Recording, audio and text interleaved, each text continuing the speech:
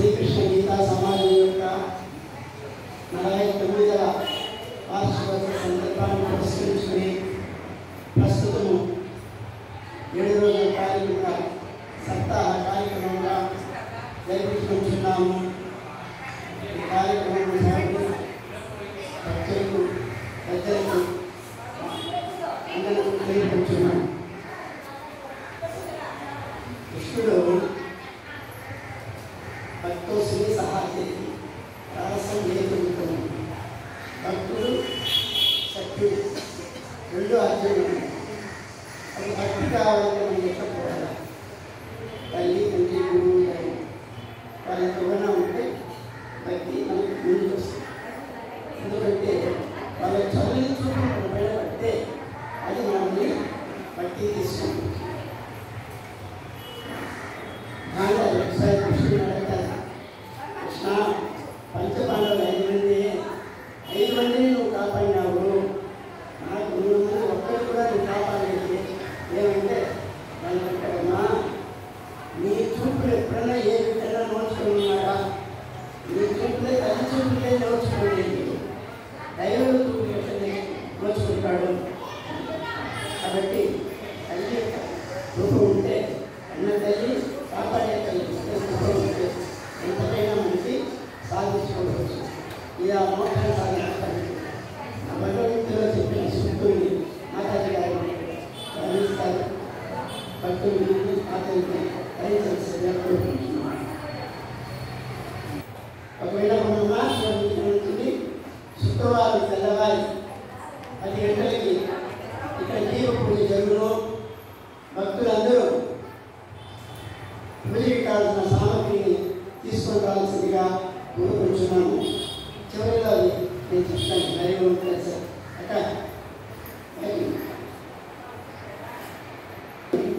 ఇప్పుడు మాతాజీని పూలమాలతో సత్కరిస్తారు.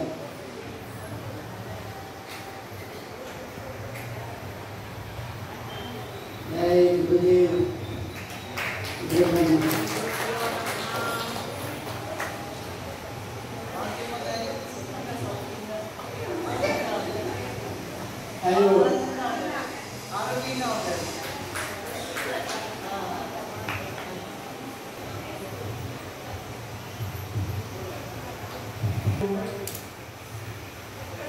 हरि ओम हरि ओम।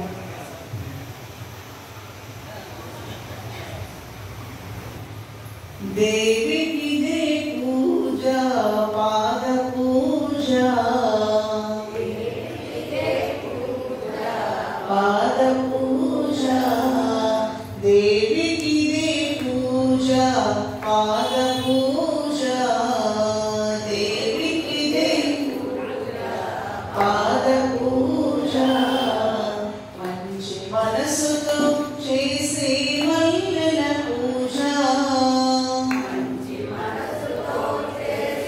మల్లెల పూజ, మంచి మనసుతో చేసే మల్లెల పూజ,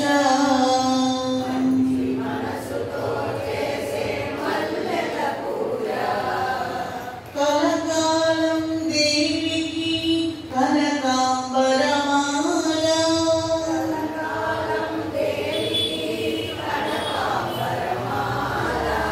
చేయి వదలరాదని చేమంతుల మాల, చేమంతుల మాల, మోక్షయకారిణికి మొగలి పూల మాల, మొగలి పూల మాల, దయతలచి తల్లికి దమనపు మాల,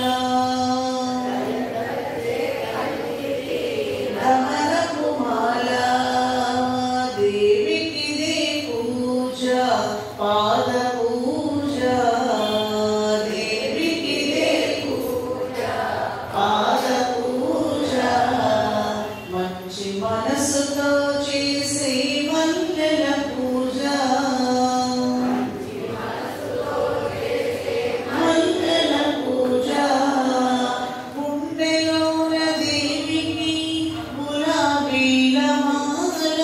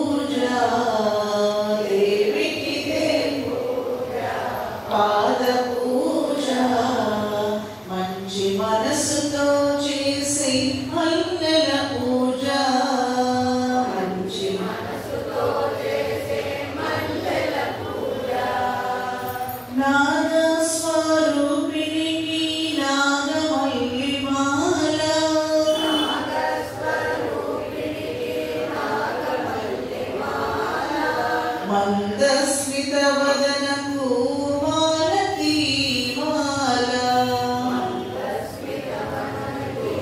మాలతీ మాల తీయని పలుకుల తల్లికి తులసీదళ మాల తీయని పలుకుల తులసీదళ మాల భక్త కల్పవల్లికి బంతి పూల మాల బంతి పూల మాల చల్లని చూపుల తల్లికి చంపక పూమాల చంపక పూమాల కరుణాల మాలను కమలాల మాల కమలాల మాల కలిదోషహారికి కలువ పూల మాల కలువ పూల మాల సుగుణాల రాశికి సన్నజాజి మాల సన్నజాజి మాల దేవికి దే పూజ పాద పూజ పాద పూజ మంచి మనసుతో చేసి మల్లెల పూజ మంచి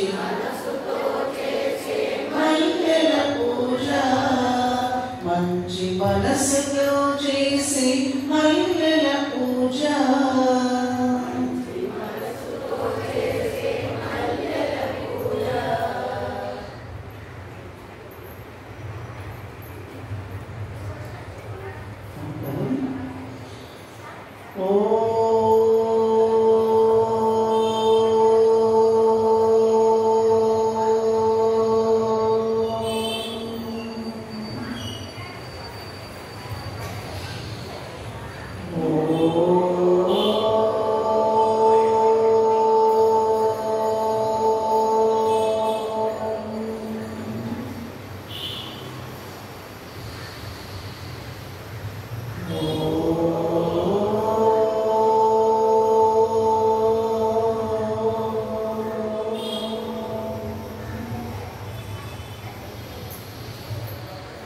ఓం సహనా భవతు సహనౌ భునక్తు సహ వీర్యం కరవావహై తేజస్వినావధీతమస్తు మా విద్విషావహై ఓం శాంతి శాంతి శాంతి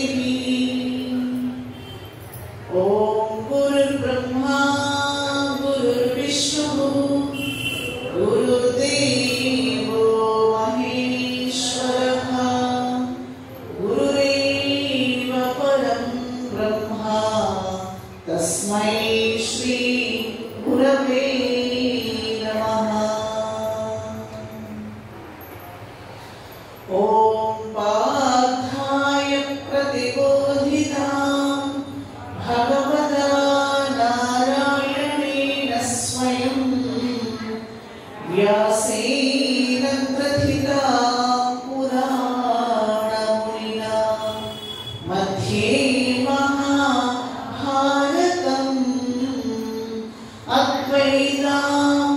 అద్వైతామృతవర్షిణీం భగవతీం అష్టాదశాధ్యాయినీం అంబ త్వామనుసందధామి భగవద్గీతే భవద్వేషిణీ భగవద్గీతే భవద్వేషిణీ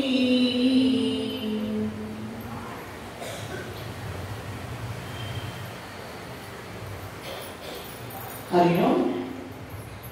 మనిషికి మల విక్షేపాలు ఆవరణ విక్షేపాలు అంటే తెలిసింది ఒకటి, తెలియంది ఇంకొకటి. మనకి తెలిసింది మనం నిజం అనుకుంటాం, కానీ తెలియాల్సినటువంటి అనేది చాలా ఉన్నది అనే విషయాన్ని మనకి తెలియజేసేవాడే సద్గురువు అంటే. మనం ఏమనుకుంటామంటే అంతా నాకు అవగతం అయిపోయింది, నాకు తెలిసిపోయింది, అహం బ్రహ్మస్మి, తత్వమసి, అయమాత్మ బ్రహ్మ, ప్రజ్ఞానం బ్రహ్మ, అన్ని విషయాలు మనకి కూలంకషంగా బాగా అర్థం అయిపోతున్నట్టుగానే అనిపిస్తూ ఉంటుంది. కానీ అది అనుభవపూర్వకంగా మారాలి, మనది కావాలి అంటే దానికి ఏముండాలి అంటే సతు దీర్ఘకాల నైరంతర్య సత్కార సేవతో దృఢభూమి అని మనకి పతంజలి యోగ సూత్రాలు చెప్తారనమాట. అంటే అభ్యాసం అంటే ఎలా ఉండాలి? ఏదో ఒక క్షణమో 2 క్షణాల్లో చేయడమే, దండం పెట్టేస్తేనే దేవుడు కనిపించాడు. పాలలో వెంట ఎలా చూస్తూనే వెంట బయటకు వచ్చేస్తుందా? రావడానికి అవకాశం ఉందా? ఆ పాలు వెతకాలి అంటే ఆవుకి గడ్డి వేయాలి కదండి ఫస్ట్, మళ్ళా పాలు వెతకాలి. రోజంతా వేసిన తర్వాత ఎప్పుడు పడితే అప్పుడు పాలు వద్దు, ఎప్పుడు వస్తున్నాయా? సాయంత్రం తీయాలి, మళ్ళా లేకపోతే ప్రాతకాలంలో తీయాలి. అంతేగాని నాకు నచ్చినప్పుడంతా నేను పాలు వెతికేస్తానండి అంటే ఆవు ఏం చేస్తున్నాయా, గేదె ఏం చేస్తున్నాయా అంటే అడపాలతో పడేస్తుంది మనం ఏమన్నా. అందుకని కొన్ని సందర్భాలు ఉంటాయన్నమాట. అందుకని ఏం చేస్తారయ్యా అంటే ఆ గోవు పొదుగు నుంచి ఏ విధంగా అయితే ఆ క్షీరాన్ని మనం లోలాలి అంటే పర్టికులర్ టైమింగ్స్ ఎలా అయితే ఉంటాయో అలాగే భగవంతుని ఆరాధించాలంటే ఒక సమయం సందర్భం. సమయ సందర్భాలు అంటే ఏంటి? మళ్ళా నా ఇష్టం వచ్చినప్పుడల్లా నేను మాట్లాడుకోవడానికి అవకాశం ఉంటుందండి అంటే కుదరదు. అందుకని ప్రాతకాలంలో మెడిటేషన్ చేయండి, సాయం సమయాల్లో కళ్ళు మూసుకుని అలా ఒక్కసారి కూర్చోండి, 10 నిమిషాలైనా కూర్చోండి. మీ గురించి మీకు, మీ కోసమే మీరు కొంత సమయాన్ని కేటాయించండి. మీరు మీ పిల్లల కోసము, ఫ్యామిలీ కోసము, అలాగే అంటే కుటుంబం, ఎందుకంటే పరుగులు పెట్టాల్సిన సమయం వస్తుంది. సమయం అనేది కూడా దొరికేది దొరకదు. గురువుని కూడా చూడండి, తన ఆరోగ్యాన్ని పక్కన పెట్టేసేసి పరుగులు పెడుతూనే ఉంటుంది పాపం. 40 ఏళ్ళు, 50 ఏళ్ళు, 60 ఏళ్ళు పరుగులు తీస్తూనే ఉంటుంది. తన కోసం తాను హాస్పిటల్ వెళ్ళడానికి టైం ఉండదండి అంటారు చాలా మంది మహిళలు కదా. ఆవిడ యంత్రమా లేకపోతే ఏమిటి శరీరం? అది కూడా ఒక యంత్రమే కదా. దానికి అప్పుడప్పుడు ఏం చేస్తుంటారు? రిపేర్లు చేస్తూ ఉంటారు. రిపేర్ చేయడానికి సమయం లేదంటే మొత్తానికి వెళ్ళిపోతుంది శరీరం, అవునా?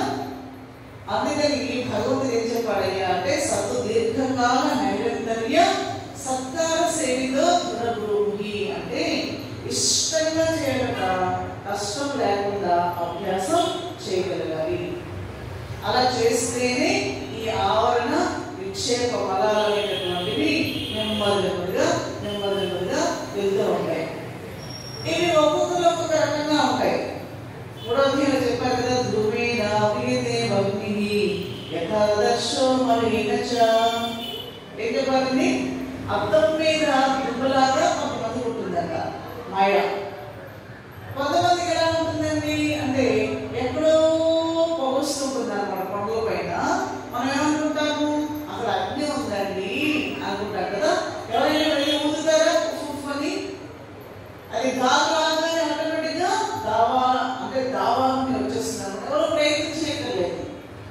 కొంతమంది సత్వగుణ సంపన్నులు అనమాట. వాళ్ళు ఎలా ఉంటారు అంటే వాళ్ళకి ఎవ్వరూ చెప్పక్కర్లేదు అనమాట. వాళ్ళకి భగవంతుడు లోపల సందేశాన్ని ఇస్తాడు. ఆ సందేశాన్ని పట్టుకుంటారు వాళ్ళు గట్టిగా, వెంటనే కరెక్ట్ చేసుకుంటూ వెళ్ళిపోతుంటారు అనమాట. వీళ్ళు కొంచెం సాధనా పనులు అనమాట. వీళ్ళంతా ప్రథమ కేటగిరీ అనుకోండి. ఇక 2వ వాళ్ళు ఎవరుంటున్నారు అంటే కొంచెం ప్రయత్నం చేయాలి. వీళ్ళు ఎవరైనా అంటే మనం ఏదైనా ఊరు వెళ్ళి వచ్చినప్పుడు ఏమవుతుంది అంటే అద్దం మీద పూర్తిగా దుమ్ము బాగా ఉంటుంది. ఆ దుమ్ములు ఏం చేయాలంటే అంటే పోదు. ఏదో ఒక ఏమంటారు క్లాత్ తీసుకోవడమో, టాల్ పౌడర్ వేయడమో, లేకపోతే ఒక పేపర్ తీసుకుని కొంచెం కొద్దిపాటి ప్రయత్నం చేయాలి. ఇది రసగుణ సంపన్నులు అనమాట. వీళ్ళు మొదటి వాడు ఎవరైనా అంటే సత్వగుణ సంపన్నులు, 2వ వాడు ఎవరైనా అంటే రజోగుణ సంపన్నులు. ఇక 3వ వాడు ఉంటారనమాట. ఏంటంటే ఎలుగుతో తెచ్చి ఏడాది తిరిగినా నలుపే కానీ తెలుగు కాదన్నమాట. దున్నపోతు మీద వర్షం పడ్డట్టు అంటారు. ఎంత చెప్పండి దులిపేసుకుని వెళ్ళిపోతుంటారు అనమాట. ఒక గేదె తీసుకొచ్చి వర్షంలో నిల్చోబెట్టేస్తా, ఎండలో కట్టేస్తా, దానికి ఏమీ కాదంట. కారణం ఏంటి? దాని చర్మం చాలా మందంగా ఉంటుంది, అన్నింటినీ తట్టుకోగలుగుతుంది అనమాట. ఆశ్చర్యం దానికి ఏం కాదు. అదొక గోమాత తెచ్చి కట్టాలనుకుంటే చచ్చిపోతుంది, అంత సుకుమారంగా ఉంటుంది అన్నమాట గోమాత. అందుకని ఇక్కడ ఎదోమి నాలుగో గర్భ ముఖాతే మీద మాలుదం అంటే ఒక శిశువు 9 నెలలు నిండితేనే తప్ప బయటికి రాడు. తల్లి ప్రసవింప చేయదు, టైం తీసుకుంటుంది అనమాట. అలాగే కొంతమంది తమోగుణస్తులకి ఎంత చెప్పినా వాళ్ళకి అర్థం కాదు, కాలమే వాళ్ళకి బుద్ధి చెప్తుంది. ఒక గురుగారు ఇక్కడ శిష్యుడికి చెప్పాట, ఒరే నాయన నేను ఉదయాన్నే వెళ్ళిపోతున్నా, ప్రాతకాలంలో వస్తాను, ఇప్పుడు వెళ్ళిపోతున్నా ప్రాతకాలంలో వస్తాను. నేను వచ్చే సమయానికి నువ్వేం చేస్తావు అంటే, మన అప్పట్లో బావులు లేవు, ట్యాపులు లేవు కదండి, చలమలనే ఉండేవన్నమాట. చలమ అంటే ఇలా చేతులతో తీసేస్తే నీళ్ళు వచ్చేస్తాయి అనమాట. అప్పుడు అలా ఉంటుంది. ఇప్పుడు కూడా అక్కడక్కడ కొన్ని ప్రదేశాల్లో నేను వెళ్ళి చూస్తుంటే ఇప్పటికీ చలమలు ఉన్నాయి. అయితే ఈ పిల్లవాడికి విపరీతమైనటువంటి బద్ధకం. అలాగే అనుకోండి, వీళ్ళ పాపం అవునా, బద్ధకం. అయితే గురుగారు రేపు ఉదయంగా వస్తారు, ఇప్పటి నుంచి ఎందుకు అని సూపర్గా తిన్నాడు. 10 అట్లు తిన్నాడు, 10 దోశలు తిన్నాడు, మామిడిపొడి తిన్నాడు. బాగా ఏమొస్తుంది కదా, ఫుల్గా నిద్ర వచ్చేస్తుంది కదా. అయితే మా గురువు గారు ఏమో 6:30-7 వస్తామన్నారు కాబట్టి వీడు ఏం చేస్తాడయ్యా అంటే 6:30 లేచాడు. శుభ్రంగా లేచి ఏం చేస్తాడు, చలమా నెమ్మదిగా తీరు మొదలు పెట్టాడు అనమాట. తీస్తూ ఉంటే గురువుగారు ఎన్ని చలమలు తీయమన్నారు అంటే 3 తీయమన్నారు. ఈ పిల్లవాడు నెమ్మదిగా కష్టపడి మొత్తాన్ని ఒకటి తీశాడు. గురువుగారు వచ్చేసారు. కానీ ఏమైనా నీకు 3 కదా చలమలు తీయమన్నాను, నువ్వు ఒకటే ఇదే తీస్తావనంటే, గురువుగారు ఏం పర్వాలేదండి, మీరు స్నానం చేసేయండి గురువుగారు అన్నాడు. అంటే గురువుగారు అన్నారు, ఎలా స్నానం చేసేస్తారు కదా, నేను ముందు బహిర్ముఖం చూడాలి కదా, అవునా, తర్వాత ఏం చేయాలి, స్నానం చేయాలి, తర్వాత ఏం చేయాలి, పూజ చేసుకోవాలి. కాబట్టి ఇది కదా ప్రాసెస్. అందుకే కదా ఈ 3 చలమలు తీయమన్నాను అన్నాడు అనమాట. అంటే ఈ అబ్బాయి అంటాడు, ఏం ఇబ్బంది లేదు గురువుగారు, ముందేమో దేవుడు పూజ చేసేయండి, తర్వాత ఏమో స్నానం చేసేయండి, తర్వాత ఏమో చెప్పట్టుకెళ్ళండి. అంటే ఎందుకంటే చెప్పట్టుకెళ్ళినటువంటి చర్మ స్నానం చేయడానికి పనికిరాదు, స్నానం చేసినటువంటి చర్మ పూజ చేయడానికి పనికిరాదు. ఇప్పుడు కూడా ఉండాల్సిందే కదా మనకి, స్నానానికి పానానికి. స్నానం చేసి నీళ్ళు తాగుతామా మనము, తాగం కదా. ఒక ప్రాసెస్ ఉంటుంది అనమాట. కానీ వీడి ఒళ్ళు బద్దకం కాబట్టి రివర్స్ గేర్ అనమాట. ఇలా రివర్స్ గేర్ అయిపోతుంది ప్రపంచం అంతా కూడా. అందుకని పాపం స్వామి ఏం చెప్తున్నాడు అయ్యా అంటే, జ్ఞానేన హీనః పశుభిః సమానః. జ్ఞానం లేనివాడు ఎవరయ్యా, పశువుతో సమానమే. కాబట్టి పశువుల్లో బతికే వాళ్ళు కొంతమంది ఉన్నారు, పరమాత్మని ఆశ్రయించి సద్గురువుని ఆశ్రయించి శాస్త్రాన్ని నమ్మి దాన్ని తమ వశం చేసుకుని ఆ విధంగా జీవితాన్ని సార్థకం చేసినటువంటి మానవ జన్మ కలిగినటువంటి మహాత్ములు కూడా ఈ ప్రపంచంలోనే ఉన్నారు. కాబట్టి మనం ఏ కేటగిరీకి సంబంధించినటువంటి వాళ్ళని అన్నది మనకి మనమే జడ్జ్ చేసుకోవాలి. అందుకే పరమాత్మ ఈ 4వ అధ్యాయంలో తెలియజేయడం జరిగింది. ఒక్కసారి మళ్ళీ మనందరం కూడా మొదటి శ్లోకం నుండి నేను అయినటువంటి శ్లోకాలు చదువుదాం. ఓం శ్రీకృష్ణ పరబ్రహ్మణే నమః.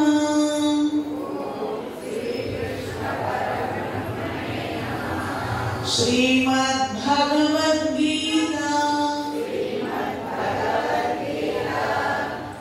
అథ చతుర్థోऽధ్యాయః. జ్ఞానకర్మ సన్యాసయోగః. శ్రీభగవానువాచ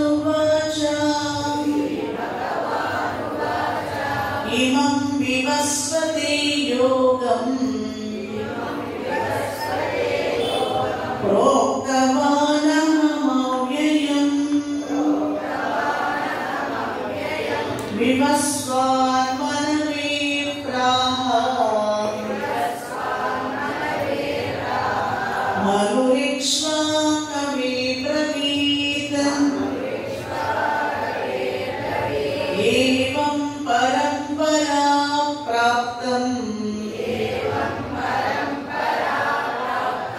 ఇమం రాజర్షయో విదుః సకాలే దేహమహతా యోగో నష్టః పరంతపా సైవాయం మయా తేత్యా యోగః ప్రోక్తః సనాతనః భక్తోసి మే సఖా చేతి రహస్యం ఏతదుత్తమం అర్జున ఉవాచ అపరం భవతో జన్మ పరం జన్మ వివస్వతః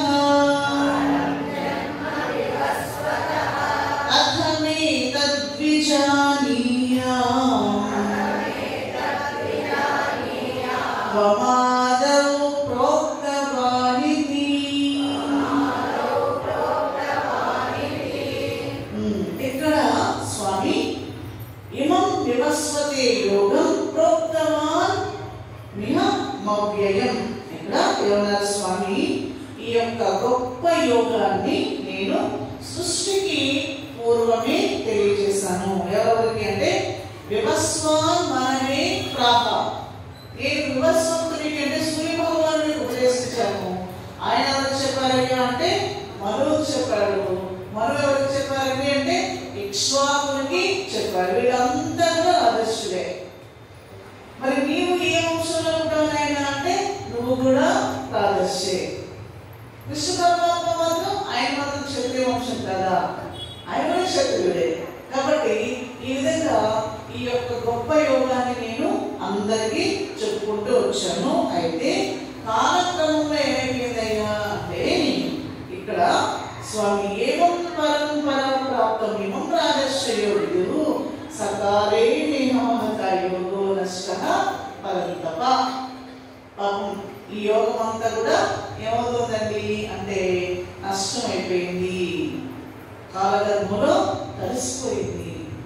అందుకే మనకి కృత త్రేత ద్వాపర కలియుగాలు ఏవైతే ఉన్నాయో ఈ వేదం అంతా కూడా ఎక్కడ అపౌరుషేయాలు కాబట్టి, అలాగే వినబడ్డాయి కాబట్టి శృతులు అన్నారు చూసారా. మనం ఈరోజు భగవద్గీత పట్టుకుని ఈ విధంగా చదువుకుంటున్నాము పుస్తకం చేత పట్టుకుని అంటే దీనికి కారణం ఎవరయ్యారంటే మనందరం కూడా కృతజ్ఞులమే ఉండాలంట. ఎవరికి అంటే వేద వ్యాస మహర్షుల వారికి. గురు పౌర్ణమి రేపు రాబోయేటటువంటి ఆషాఢ మాసంలో గురు పౌర్ణమి చేసుకుంటాం మామూలుగా. కానీ ఆశ్చర్యం ఏంటంటే ఆదులై పుట్టి తమిళియన్స్ అనే కావచ్చు, ఎవరైనా కావచ్చు, కానీ అదొక పండగలాగా చేసుకునే వాళ్ళే ఉంటారు. గురు పౌర్ణమి అనేసరికి సాయిబాబా గారు గురికెళ్ళిపోతారు చాలా మంది. అంటే తప్పు లేదు, వెళ్ళొద్దని చెప్పట్లేదు. కానీ అసలైనటువంటి సిచ్యువేషన్ ఏంటంటే మనకి స్క్రిప్ట్ ఇచ్చినటువంటి మహానుభావుడైనటువంటి వ్యాస ఉచిష్టం జగత్ సర్వం ఉన్నారనమాట. ఆయన ఎంగిలంతా ఈ రోజు మనం పట్టుకొని చదువుకునేటటువంటి ఈ యొక్క స్క్రిప్ట్ అంతా కూడా ఆయన మన కళ్ళలో మన కళ్ళకు పెట్టుకుని మనము ఇదంతా వెతికేసుకుంటాం. కానీ దేవుదయ్యా అంటే అయ్యో కళ్ళకే పెట్టుకున్నానే మర్చిపోయానే అని ఇదంతా వెతుకుంటాం. అది కలియుగ ధర్మం అంట. కలియుగం అన్ని మర్చిపోవడమే. అయ్యో తాళేసి వద్దాం అనుకున్నానండి, బాగా మర్చిపోయానండి. వాటర్ బాటిల్ వేసుకున్నాం అనుకున్నానండి, బాగా ఎట్లా దిగుదల గుర్తొచ్చిందండి. అంటే ఈ మరుపరైనటువంటిది కలియుగంలో మనిషికి పరమాత్మ చేశాడు. కానీ హృదయంలో అలా ఉండేది కదా, అసలు పుస్తకమే లేదు హృదయంలో. ద్వాపరయుగంలో కూడా పుస్తకం లేదు, కానీ ఇంకా త్రేతాయుగంలో కూడా పుస్తకం లేదు. కానీ ఆయన జనరేషన్లో వీరి స్క్రిప్ట్ కనుక లేకపోతే మోసం వస్తుంది అని పాప ఆయన ఏం చేశాడట అంటే అక్కడ ఉదయం త్రేతాయుగం ద్వాపరయుగం వరకు కూడా ఆయన విన్నవి ఆయన గుర్తు పెట్టుకున్నవి శృతులు అలాగే ఇక్కడ అపౌరుషేయాలనేటువంటి వేదాలన్నీ కూడా ఎవరు దర్శించాలో వాళ్ళని కళ్ళు మూసుకునేవాడు ఆయన. వేదవ్యాసుడు వారు ఎదురుకుండా ఎవరున్నారయ్యా? వినాయకుడు ఉన్నాడు. ఆయన దంతాన్ని సాక్రిఫైస్ చేశాడు. ఆయన ఆశ్చర్యం ఏంటంటే ఆ మహర్షి కనిపించేవాడు ఆయన. ఓం భూర్భువస్సువః తత్సవితుర్వరేణ్యం భర్గో దేవస్య ధీమహి ధియో యో నః ప్రచోదయాత్. ఈ మంత్ర ద్రష్ట ఎవరైనా అంటే విశ్వామిత్రుడు అన్నమాట. ఆ మహర్షి కనిపించాడట. ఆయన ఏ మంత్రం దర్శించాడో అది కనిపించేదట. ఆయన చెప్పుకుంటూ వెళ్ళిపోయాడట. అదంతా గణపతి వారు రాసుకుంటూ వెళ్ళిపోయారు అనమాట. మహాభారతాన్ని కూడా ఆ విధంగానే ఆయన గ్రంథస్థం చేయగలిగారు. అందుకని మనం కృతజ్ఞతలమై వేదవ్యాసుల వారికి ఖచ్చితంగా గురు పౌర్ణమి రోజున ఆయన అష్టోత్తరం చేసేవారు గురు పరంపరగా. ఎందుకంటే సదాశివ సమారంభ శంకరాచార్య మధ్యమ అస్మదాచార్య పర్యంత వందే గురు పరంపర అన్నారు. ఎందుకంటే నారాయణం పద్మభవం వశిష్ఠం శక్తించ తత్పుత్ర పరాశరం చ వ్యాసం శుభం గౌడ పాదం మహాంతం నంతోటకం వార్తికకారమన్యాత అస్మద్గురు సంతతమానతోస్మి. అంటే గురు పరంపరగా మనం మన గురువు గారు మనకి ఎవరైతే ఉపదేశం చేస్తారో లేకపోతే మనకి ఎవరైతే జ్ఞానాన్ని ప్రసాదించారో వారిని కూడా సత్కరించుకోవాల్సినటువంటి అవసరం ఏ రోజు వచ్చిందని అంటే గురు పౌర్ణమి రోజున. కాబట్టి మొట్టమొదటిసారి ప్రారంభించింది ఎవరండి? నారాయణం. ఎవరైనా ఈయన. అయితే అర్జునుడికి డౌట్ వచ్చేసింది. నువ్వేమో నాతో పాటు పెరిగావు, నువ్వు నాకు bench mate, classmate, plate mate, అన్ని మేట్లు కూడా ఆయనే. నువ్వు నాకు బావగారు వస్తావు కదా, ఏదో నాకన్నా కొంచెం ఏదో ముందు పుట్టుంటావు. నువ్వేంటి సూర్యుడికి చెప్పాలంటున్నావు? నువ్వేం ఆయన మనోడు చెప్పాడట, ఆయన విశ్వాలకు చెప్పాడట. అది నేను రహస్యం ఏదో అంటున్నావు వల్ల నువ్వు నా భక్తుడివి సగుడివి చాలా ఇష్టమైన వాళ్ళని కూడా చెప్తున్నావు. మన ఇద్దరు ఒకటే సమకాలంలో ఉన్నప్పుడు నువ్వు ఎలా చెప్పగలిగావయ్యా అని అడిగాడు. అయితే ఇద్దరు ఎవరంటే నరనారాయణులే. కాకపోతే ఈయన జీవుడుగా ఉన్నాడు, ఆయన దేవుడుగా ఉన్నాడు. ఈయన ఎవరైతే మర్చిపోయాడు. స్వామి వివేకానంద అంటారు చూడండి, సింహము గొర్రె పిల్ల మీద పడి ప్రసవించిందట. ఆ గొర్రె పిల్ల ఏమంటారు ఆ గొర్రెలతో పాటు పెరిగిందట. అది కూడా ఏమవుతుందండి అంటే ఆ గొర్రెలతో పాటు ఆ సింహం పిల్ల కూడా నడుస్తుందట. వీరసింహం వచ్చిందట. చూడడానికి నారాయణ ఉంది, ఇదేమిటి గొర్రెలాగా నడుస్తుంది అని నెమ్మదిగా పేకని గడ్డ పట్టేసుకోకుండా నెమ్మది పడిపోయింది అనమాట. ఎక్కడికి అంటే ఒక చెరువు తీసుకెళ్ళింది. ఇది వదిలేయండి. అరే గొర్రెపిల్ల కలుస్తాం బుద్ధుదా లేదా అని గట్టిగా కసిన తర్వాత చూడు ఆ నీళ్ళ ప్రతిబింబంలో నువ్వు నాలాగే ఉన్నావు, నీకు కూడా నాలాగే చూడుంది, చూడు నాలాగే రూపం ఉంది, చూసావా నేను సింహము, నువ్వు కూడా ఎవరు సింహమే, గట్టిగా గర్జించు అంటే ఇది మేదంట. కారణం ఏంటి?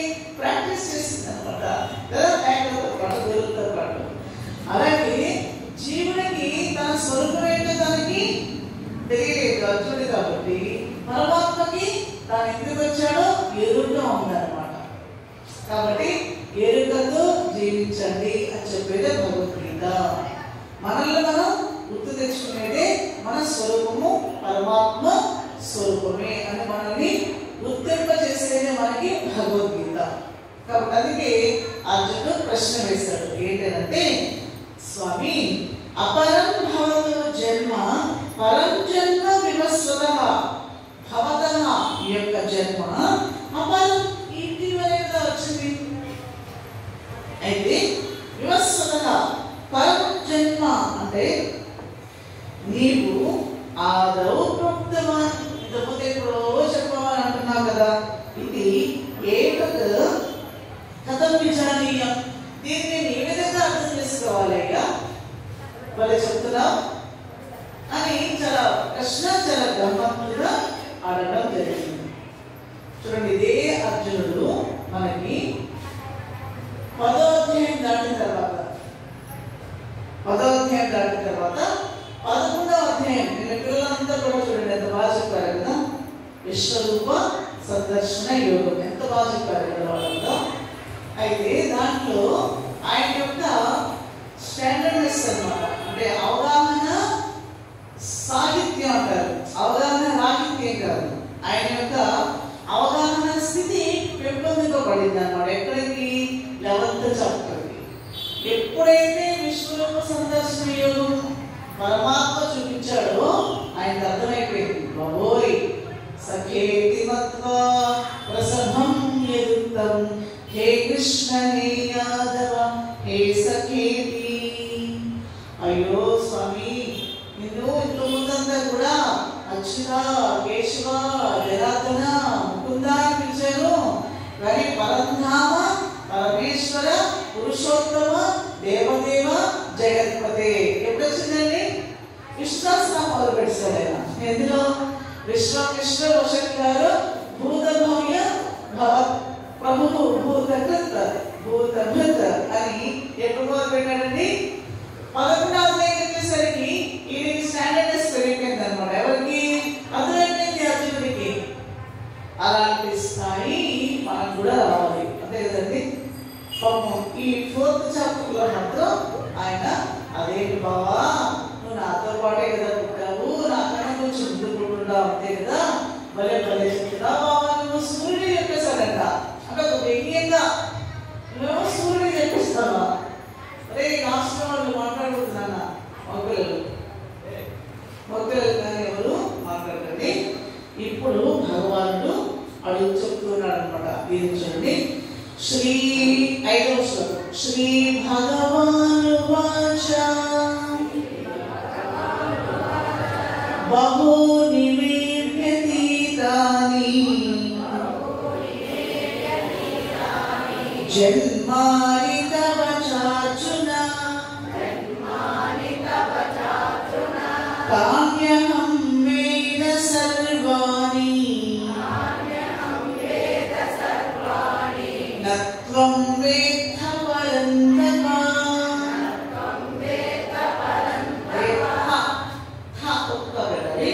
శ్రీ భగవానువాచ బహూని మే వ్యతీతాని జన్మాని తవ చార్జున కామ్యహం వేద సర్వాణి నత్వం వేత్థ పరంతప. అజోపి సన్నవ్యయాత్మా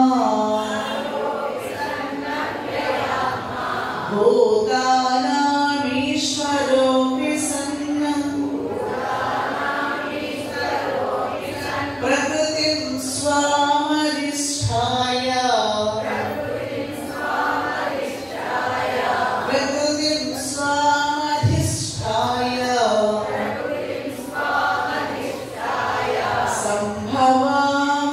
సంభవామ్యాత్మమాయయా. శ్రీ భగవానువాచ, భగవంతుడు అన్నాడు ఏంటి అంటే, అర్జున ఓ అర్జున, మే నాకు తవ నీకు బహుని అంటే ఎన్నో జన్మలు ఏమయ్యండి వ్యతీతాని అంటే గడిచిపోయాయి. నీకు గడిచిపోయాయి, నాకు గడిచిపోయాయి. మరి నీకు నాకు ఏంటయ్యా తేడా అంటే, ఇక్కడ తాని వాటిని సర్వాన్ని అహం వేద, వాటన్నిటి గురించి నాకు ఎరుక ఉన్నది, నాకు తెలుసును. పరంతప బోర్డు చూడండి, ఓ పరంతప అంటే నువ్వు వేరే వాళ్ళ గురించి ఆలోచించినవే నీకు ఎక్కువైపోయింది. నీ గురించి నీకు పౌరుని తప్పింపజేయడానికే నువ్వు ఎక్కువ ప్రయత్నం చేస్తున్నావు ప్రతి జన్మలో కూడా, అంతే కదండి. కాబట్టి నా వ్యక్తం ముందు తెలుసుకోవడానికి అవకాశం దొరుకుతుంది. కాబట్టి నీవు నేను ఇద్దరు కూడా అనేక జన్మల్ని తీసుకోవడం జరిగింది. బట్ నాకు అన్ని తెలుసును, నీకు మాత్రం తెలియదు. ఎందుకని? పరంతప. అంటే ఆ పరంతప అనేటటువంటి పదంలోనే మొత్తం అంతా కూడా పెట్టేస్తున్నాడు అనమాట ఆయన. ఏంటంటే మాట్లాడి చెప్పేవాడు, మనిషి యొక్క క్యారెక్టర్ ఎలా ఉంటుందయ్యా అంటే, ఒక గుర్రం దగ్గరికి వెళ్ళి నీకు ఎన్ని పళ్ళు ఉన్నాయి, అసలు నీకు పళ్ళు ఉన్నాయా లేదా అని ఏం చేస్తామంటే మనము కావాలని చెప్తే నోట్లో 5 వేలు పెట్టి గెలుపుతూ ఉంటాం. అప్పుడు ఆ గుర్రం ఏం చేసిందట, నాకు చాలా బాగా పళ్ళు ఉన్నాయని ఒక్కసారిగా పిండి మన ఆడించినట్టుగా ఆడించేస్తుంది. ఈ వేళ్ళన్నీ కట్టయిపోతాయి. నీకు ఎందుకు ఊరికే ఉండకుండా? అవునా? నీ గురువు దగ్గరికి వెళ్ళడం ఎందుకు, నోట్లో పెట్టడం ఎందుకు? అవునా? నీకు పళ్ళు ఉన్నాయా లేదా అని నీకు ఎందుకు అవసరం? అనవసరం కదా, అవునా కదా?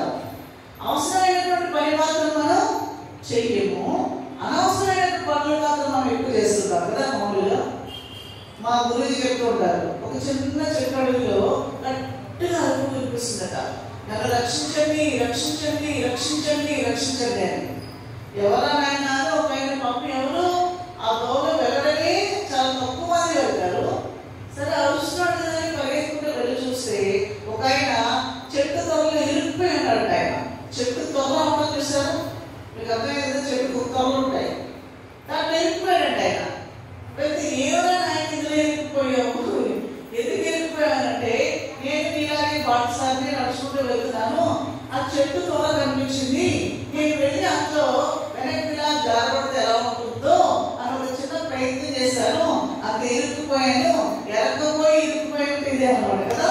అప్పటి నుంచి బయటగా వద్దామని చూస్తే రాలేకపోతున్నాను. ఎవరు ఇరుక్కోమన్నారు అంటే ఈ లోపల సంస్కారం ఏం చేస్తున్నాయి అంటే మనుషులు ఒక చోట కుదురుగా ఉండలేదు, కావాలని వెళ్ళి మనం వెళ్ళి సమస్యలు ఎదుర్కొంటాం, అవునా కదా.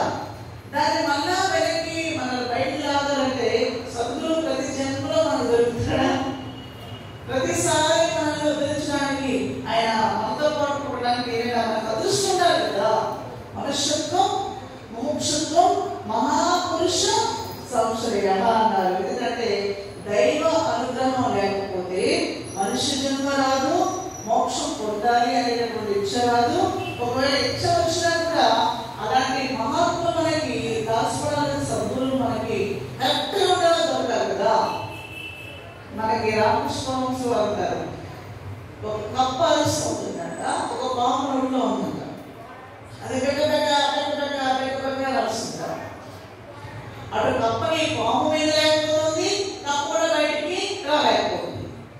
అప్పుడు పరమహంస అన్నారట, ఈ బురద పాములతో ఇలాగే ఉంటుంది, ఆ పాము మీద లేదు, ఈ కప్ప బయటకు రాలేదు. ఈ విధంగా ఉంటారు కొంతమంది గురువులు, వాళ్ళకి మోక్షం రాదు, వాళ్ళు పట్టుకున్న వాళ్ళకి కూడా మోక్షం రాదు. కొన్ని పాములు కాకుండా మిగేస్తాయి. అలాంటి గురువు దొరకాలి నాకు, నమస్కారం పెట్టుకోవాలి కదా.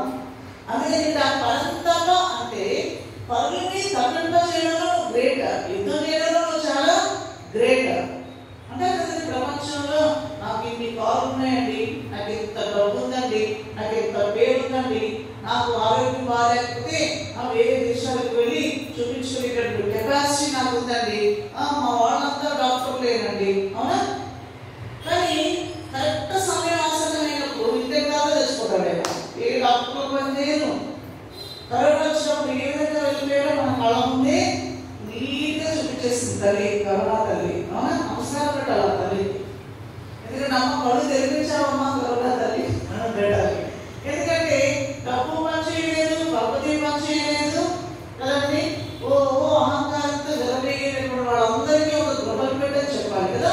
పరమాత్మే ఆ విధంగా మనల్ని నాయన కళ్ళు తెరవండి, ఇప్పటికైనా కూడా అహంకారం అనేది రాదు, ఆలోచించండి. స్వామి వివేకానంద వారు అంటారు, నిద్రపోతున్నారయ్యా మేల్కోండి, ఫస్ట్ మేల్కొని మళ్ళా నిద్రపోకండి. మళ్ళా కాబట్టి మళ్ళా కంటిన్యూగా సాధన చేస్తూనే ఉండండి. ఎంతవరకు? నీ గమ్యాన్ని చేరుకునేంత వరకు కూడా ఎక్కడా కూడా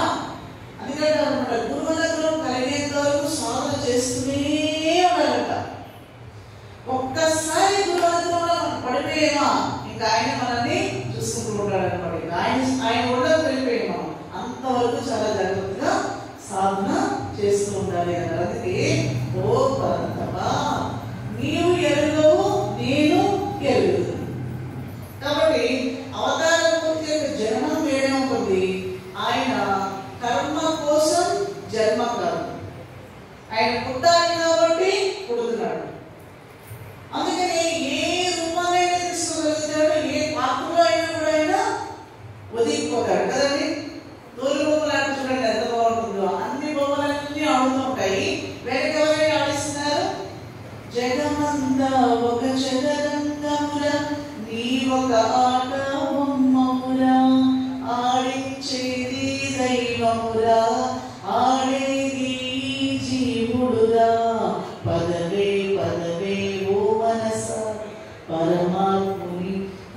అంటే ఆయన్ని భగవంతుని చేరుకోవడం కోసం మనస పరుగుద్ది పరుగుద్ది పరుగుద్ది. ఎందుకంటే ఈ జగమంతా ఒక చదరంగం. చూడండి అన్ని తాళ్ళు కూడా ఎవరి చేతిలో ఉంటాయండి, ఆ వెనక ఆడించే ఆయన చేతిలో ఉంటాయి. ఆయన కనిపిస్తాడా? ఆయన కనిపించడు. ఎవరు కనిపిస్తున్నారండి? సీతమ్మ ఎలా ఉంటుంది, లక్ష్మణస్వామి ఇలా ఉంటుంది, మళ్ళీ బాగుంటుంది అనమాట. నేను డైరెక్ట్ గా చూడలేదు, ఎంత పరమార్థం ఉంటుందో ఆ ఆటలో కదండి.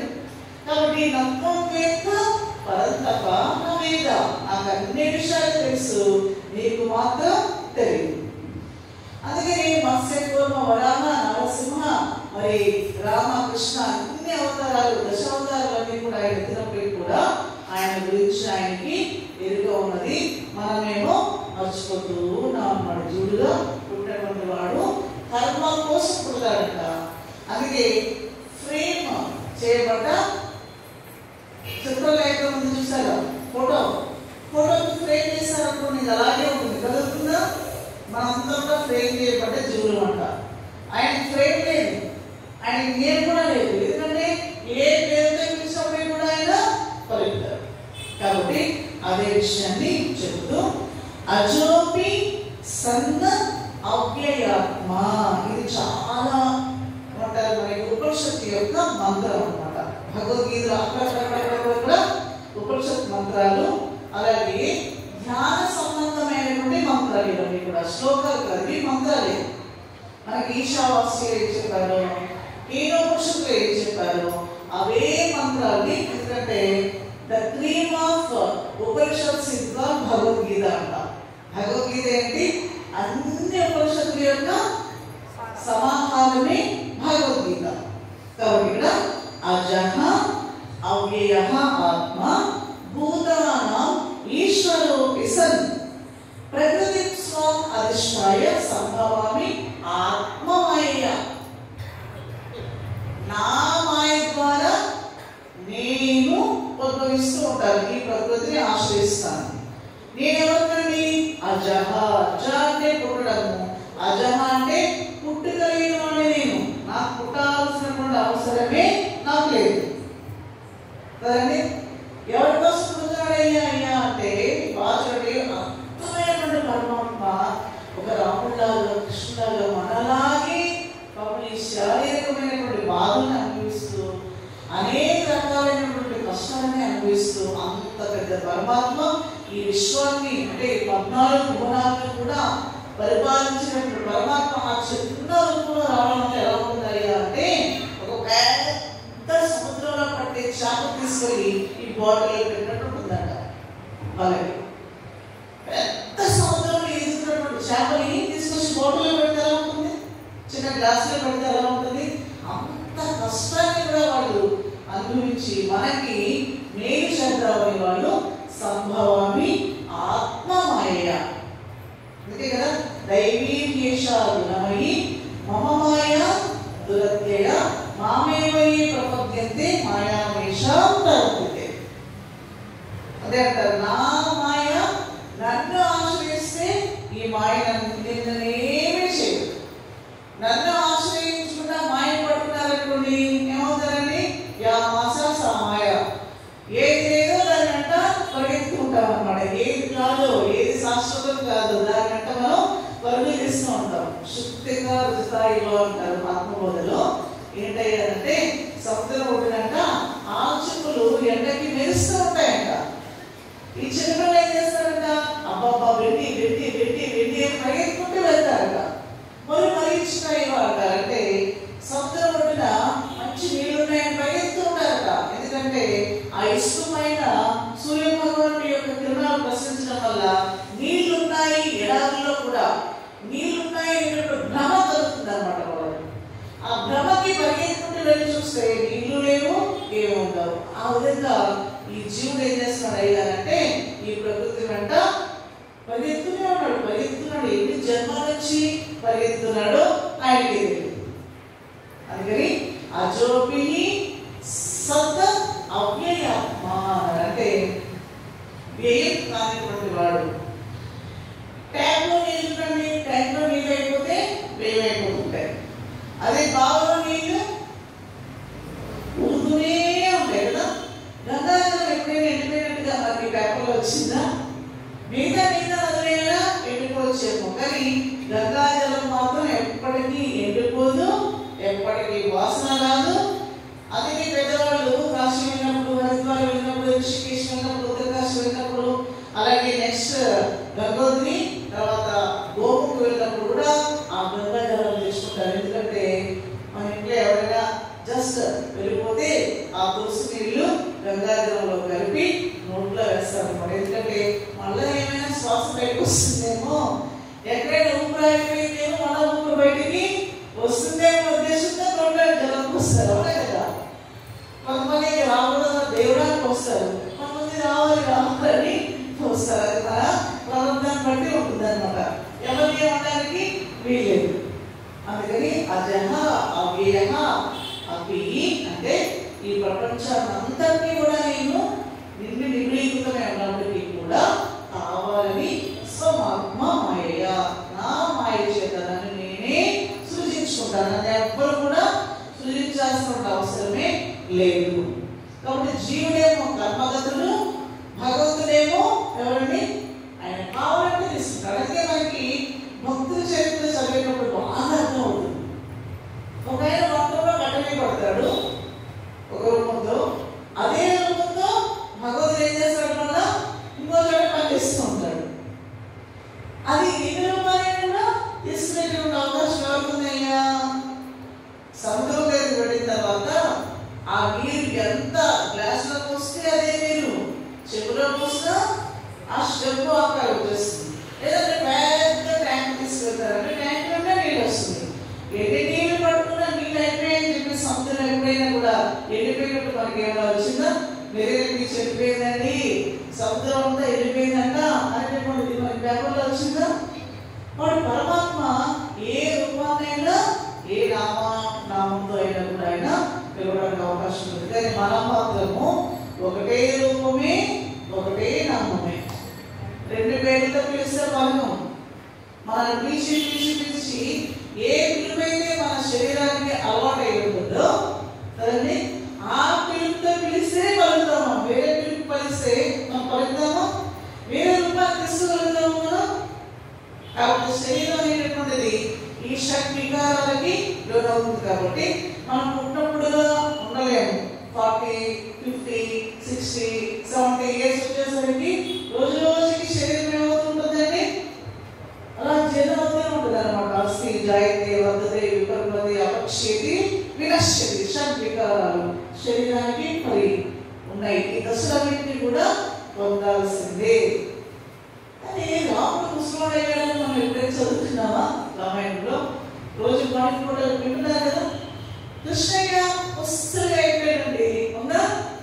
దశరథంలో చూడండి అస్సలు మనకి ముసలి అవతారాలే కనిపిస్తాయి మనకి. ఎప్పుడైనా ఫోటోలో కూడా మనం చూస్తున్నాం. అవునా?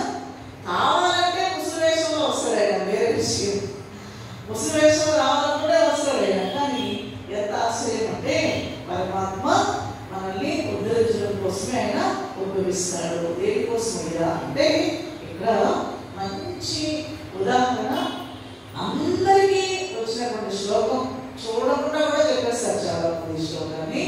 ఈ యొక్క 7వ శ్లోకము 8వ శ్లోకం. ఈ రెండు కూడా చాలా అద్భుతమైనటువంటి శ్లోకాలు. ప్రతి ఒక్కరు కూడా నేర్చుకోవాల్సినటువంటి శ్లోకాలు. చూడండి, యదా యదా హి ధర్మస్య గ్లానిర్భవతి భారత అభ్యుత్థానమధర్మస్య తదాత్మానం సృజామ్యహం పరిత్రాణాయ సాధూనాం వినాశాయ చ దుష్కృతాం ధర్మ సంస్థాపనార్థాయ సంభవామి యుగే యుగే. యదా యదా హి ధర్మస్య, ఇక్కడ మహాప్రాణాలు ధ ఒత్తు ధ. ధర్మస్య అంటే మనకి శరీరంలో, శరీరానికి మన యొక్క తల అంటే మన హెడ్, మనకి బాడీకి మనం ఎవరిని అనే విషయాన్ని తెలియజేస్తుంది. ఈ హెడ్ లేదనుకోండి, ఈ బాడీ ఒకటే ఉందనుకోండి, ఎవరో ఏదైనా అవకాశం ఉంటుందా పలానా వాళ్ళని చెప్పడానికి? అలాగే ఈ సంస్కృతంలో ఆ మహాప్రాణాలు అంటారు అన్నమాట. ఆ చెప్పడం కూడా చూడండి, మహాప్రాణ ఒత్తులు కూడా కాదు, ఇక్కడ మహాప్రాణం. మహాప్రాణం ఉంటేనే ఆ అక్షరానికి ఫలితం లభిస్తుంది అనమాట. ఈవెన్ మనం పారాయణం చేస్తాం కదా, కొన్ని పారాయణాలు చేయడం కదా, పూర్తి ఫలితం మనకి బాగా రావాలంటే ఆ ఒత్తులతో పలకాలి, అప్పుడు ఫలితం వస్తుందండి. విష్ణు సహస్రనామం పారాయణం చేస్తున్నాం, లలిత పారాయణం చేస్తున్నాం. నిన్న మేము పిల్లలకి భాగవత పద్యాన్ని నేర్పించాం. మీకు వస్తుంది తర్వాత చెప్తాను నేను. దాంట్లో అంటే పిల్లలు ఏం చెప్పినా పుణ్యం అవుతున్నారు, వేరే విషయం. ఎందుకంటే వాళ్ళకి నోరు తిరగడమే కష్టం. చిన్న పిల్లలే వాళ్ళు అసలు ఇంకా స్కూల్ కూడా వెళ్ళారు, నా దగ్గర పంపించేస్తున్నారు ఆ పిల్లల్ని. ఈ నెల రోజులు చెప్పడం వల్ల వాళ్ళకి మరి చెప్పేస్తున్నారు అన్నమాట. వాళ్ళు చాలా బాగా చెప్తుంటారు. నేను ఒక పద్యం నేర్పించాను, భాగవత పద్యం. ఏంటంటే, ఏమి నోము ఫలము ఇంత ప్రొద్దుక వార్త వింటి మవలలారా వీములరా మన యశోద చిన్ని మగవాణి కనినట చూచి భక్తమ్మ సురతులారా. ఇది దశమస్కందంలో వస్తుందన్నమాట. అంటే గోపికలందరూ కూడా మన యశోదకి చిన్న మగపిల్లాడు పుట్టాడట, అంటే బాబు పుట్టాడని చెప్తుంటారు కదా. నేను చిన్ని మగవాణి కలిగినట అంటే ఆ పిల్లలంటే చిన్ని మగవాణి కలిగినట అంటే వాళ్ళు నాకే తెలియదు అనమాట.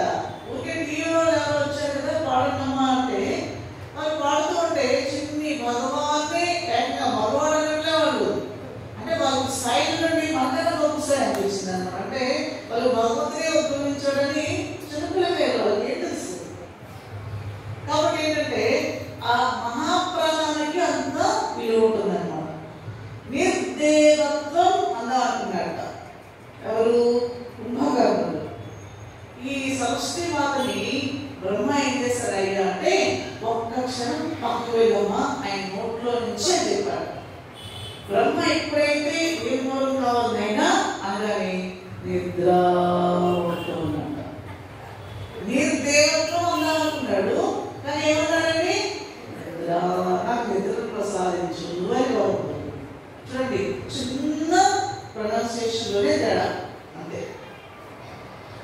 అలాగే కొన్ని ఉంటాయన్నమాట ఇక్కడ. యదా యదా యదా పరిత్రాణాయ సాధునాం వినాశాయ చ దుష్కృతాం అంటే సాధువులను వినాశాయ అన్నారనుకోండి, ఇంకా అయిపోయింది మీ పని.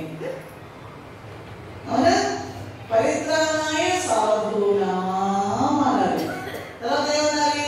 వినాశాయ చ దుష్కృతాం అన్నారు. అలా కాకుండా ఇక్కడ సాధూనాం వినాశాయ అన్నారనుకోండి, అయిపోయింది. మీనింగ్ మొత్తం మారిపోతుంది, అవునా కదా? అలాగే ఇక్కడ ఒత్తుల విషయంలో కూడా అన్నమాట. యదా యదా హి ధర్మస్య చెప్పండి గ్లానిర్భవతి భారత అభ్యుత్థానమధర్మస్య తదాత్మానం సృజామ్యహం పరిత్రాణాయ సాధూనాం వినాశాయ చ దుష్కృతాం ధర్మ సంస్థాపనార్థాయ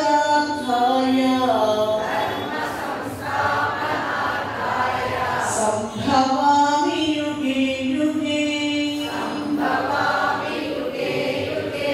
యదా యదా హి ధర్మస్య గ్లానిర్భవతి భారత.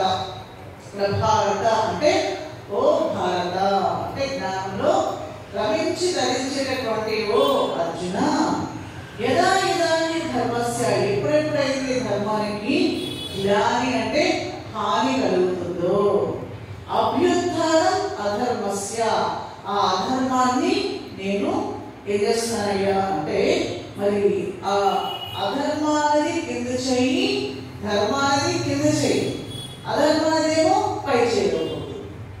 అలాంటి సందర్భంలో నేను మళ్ళా వచ్చి నన్ను నేను సృజించుకుంటాను. అలాగే పరిత్రాణాయ సాధూనాం వినాశాయ చ దుష్కృతాం. కాబట్టి సాధువుల్ని రక్షించడం కోసం, దుష్టుల్ని శిక్షించడం కోసం ధర్మ సంస్థాపనార్థాయ ధర్మాన్ని సంస్థాపన చేయడం కోసం సంభవామి యుగే యుగే నేను ప్రతి యుగంలో కూడా నన్ను నేను సృష్టించుకుంటాను. అయితే మనం అనుకోవచ్చు అనమాట. సో ఏమన్నారు ఇక్కడ కృతయుగము, ద్వాపరయుగము, అంటే త్రేతాయుగము, ద్వాపరయుగము, కలియుగంలో కూడా మరి దేవుడు కనిపించట్లేదే అని మనకి డౌట్ వస్తూ ఉంటుంది కదా. యుగే యుగే అన్నారు కదా, మరి కలియుగంలో కలిపురుషుడు వచ్చేసాడా? కొన్ని సంవత్సరాలు ఉపయోగించేశారనమాట. నేనే కలిపురుషుడు, నేనే కలిపి పొందుతాను అనుకుంటా. కలిగి అలా వచ్చి వెళ్ళిపోతాడు. ఆయన ఎక్కువ టైం లేదు కలిగి అవతారానికి. కానీ కొన్ని అవతారాలు ఎక్కువ సమయం వారు ఉండడం జరిగింది కదా. 11,000 సంవత్సరాలు రాముడు పరిపాలించాడు. అంటే 12,000 సంవత్సరాలు అంటే వేరే ఏకంగా 80,000 సంవత్సరాల్లో ఎదురు వచ్చిందంట. ఎవరికయ్యా? అర్జునుడికి ఎదురు చేసే సమయంలో 80,000 సంవత్సరాలు ఉన్నాయి. మనకి 80 సంవత్సరాలు వస్తేనే పడిపోతుంది కదా. ఆయనకి 80,000 సంవత్సరాలు ఎదురు చేశాడంటే అది కూడా ఎంత ఫిట్ ఉన్నాడు చూసారు ఆయన, ఆర్మీ పర్సన్ కాబట్టి. సో దీన్ని బట్టి ఆలోచిస్తే మనం ఏమనుకుంటామయ్యారంటే యుగే యుగే అంటే యుగంలో మాత్రమే వస్తాడేమో అంటే కాదు కదా, అరక్షణంలో కూడా వస్తాడు. యుగం అంటే క్షణం కూడా అర్థం, యుగం అంటే యుగం అని కూడా అర్థం. కాబట్టి ఆయన ఇక్కడ భగవద్గీత చెప్పేటటువంటి సమయంలో పరమాత్మ తను తాను సృజించుకున్నాను అంటే ఆయనకు తెలుసు ఆయన ఏం చేయాలో. అందుకే కృష్ణుడు చెప్పింది చేయాలి, రాముడు ఆచరించింది ఆచరించాలి అని మనకి పెద్ద చెప్తారు. ఎందుకంటే ఆయన ప్రతి లీల మనం చేస్తే కర్మ అవుతుంది, పరమాత్మ చేస్తే ఏమవుతుందండి? లీల అవుతుంది. ఆయన ఏం చేసినా కూడా లీలే, దాని ఒక పరమాత్మ ఉంటుంది అనమాట. మనం చేస్తే ఏ కోపం చేస్తామో అన్నట్టుగా ఉంటుంది కదా. చిన్నపిల్లలు మనం ప్రతి ప్రతి ప్రతి నిమిషంలో వాళ్ళ వెంట కాస్తూనే ఉంటావు. రే ఏం పూజ చేస్తావు నాయన, ఈ గంట పరిగెత్తుతూనే ఉండాలి నేను కదా. కానీ పాపం కన్నయ్య వెనుక ఆ యశోద కూడా పరిగెత్తింది, పరిగెత్తలేదా? పరిగెత్తి పరిగెత్తి పరిగెత్తి పరిగెత్తి ఒక రోజు అమ్మా ఆకలేస్తుందమ్మా, అమ్మా ఆకలేస్తుందమ్మా అని అంటూ ఉంటే సరే నాయనగా అని చెప్పేసి ఆ విధంగా ఆ కన్నయ్యకి భోజనం పెడుతుందట. హాయిగా తిన్నాడు. కానీ చిన్న పడుతుందైనా అని చెప్పేసి పక్కకు వెళ్ళిందట.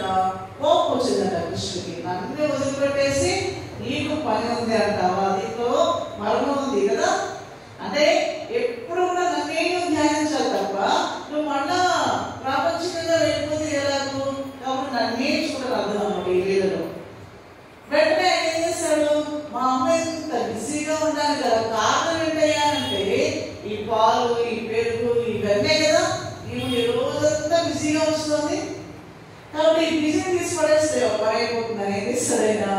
చిన్న చిన్న రాళ్ళు తీసుకున్నాడు, ఫాట్ ఫాట్ ఫాట్ ఫాట్ అని మొత్తం వెన్నకుండా నెయ్యకుండా మజ్జిగకుండా పెరుగుకుండా పాలకులని మొత్తం కాలు కూర్చాడు.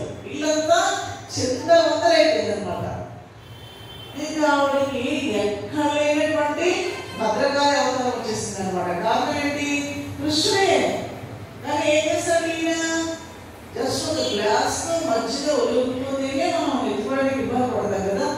పాలు ఎత్తాలంటే చాలా కష్టం, జరుపుగా జారిపోతాం, అవునే కదా.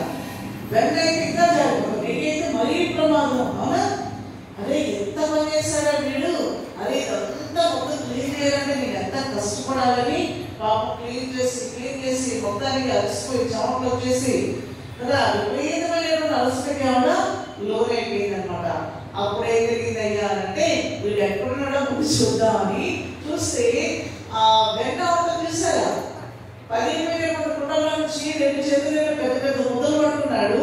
ఒక చేతితో తింటున్నాడు, మరో చేతితో కోతులు తినిపిస్తున్నాడు. మళ్ళా తాగకుండా కాదు, కోతులు కూడా తినిపిస్తున్నాడు అనమాట. ఈవిడికి కోపం వచ్చేసింది అనమాట. ఎంత కష్టపడి నేను ఇదంతా క్లీన్ చేస్తుంటే నువ్వు మళ్ళా ఆ కుండలో తీసుకెళ్ళడానికి వెనంతా కూడా మనం కోతులు తినిపిస్తూ నువ్వు మాట్లాడుకుంటావు, ఎంతో కోపం వచ్చేసింది అనమాట. ఎవరికి?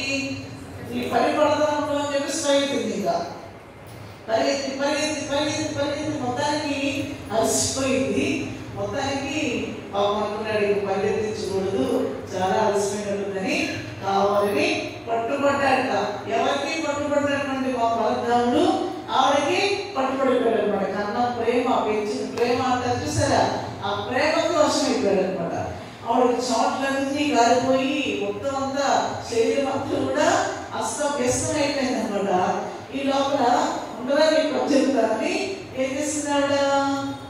ఉరుకుల పదం అంటారు చూసారా, ఏం చేస్తుందని రోడ్డు కట్టేద్దామని తాడు కోసం ప్రయత్నం చేసింది. వచ్చే చుట్టూరు తిప్పుతూనే ఉంది. ఊహించుకున్నారు సరే, శ్రీకృష్ణుని దామోదరుడు అంటారు కదా, తాడు పెట్టి కట్టేస్తా ఉంది. కానీ అత్యతిష్ట దశ అంగుళం అంటారు. అంటే పరమాత్మని చూద్దామని ప్రయత్నం చేశాడు బ్రహ్మదేవుడు. వెళ్తున్నాడంటే ఇంకా 10 అడుగుల దూరంగా విష్ణు వస్తూనే ఉందంట. అలాగే ఈ బొచ్చ కట్టేద్దాం అనుకున్నటువంటి తల్లి 2 అంతా దారం తాడు తక్కువైపోతుంది అనమాట. ఇంకా అలసిపోయింది. ఏంటోనైనా ఇలా తయారయ్యావు, నాకు చిన్నప్పటి నుంచి కూడా ఇలాంటి మిరాకిల్సే చూపిస్తున్నావు కదా. ఎక్కడ పుట్టాడో తెలియదు, ఆవిడకి అసలు తెలియదు కూడా తెలియదు. ఆశ్చర్యం. నా కొడుకే అనుకుంటుంది కదా.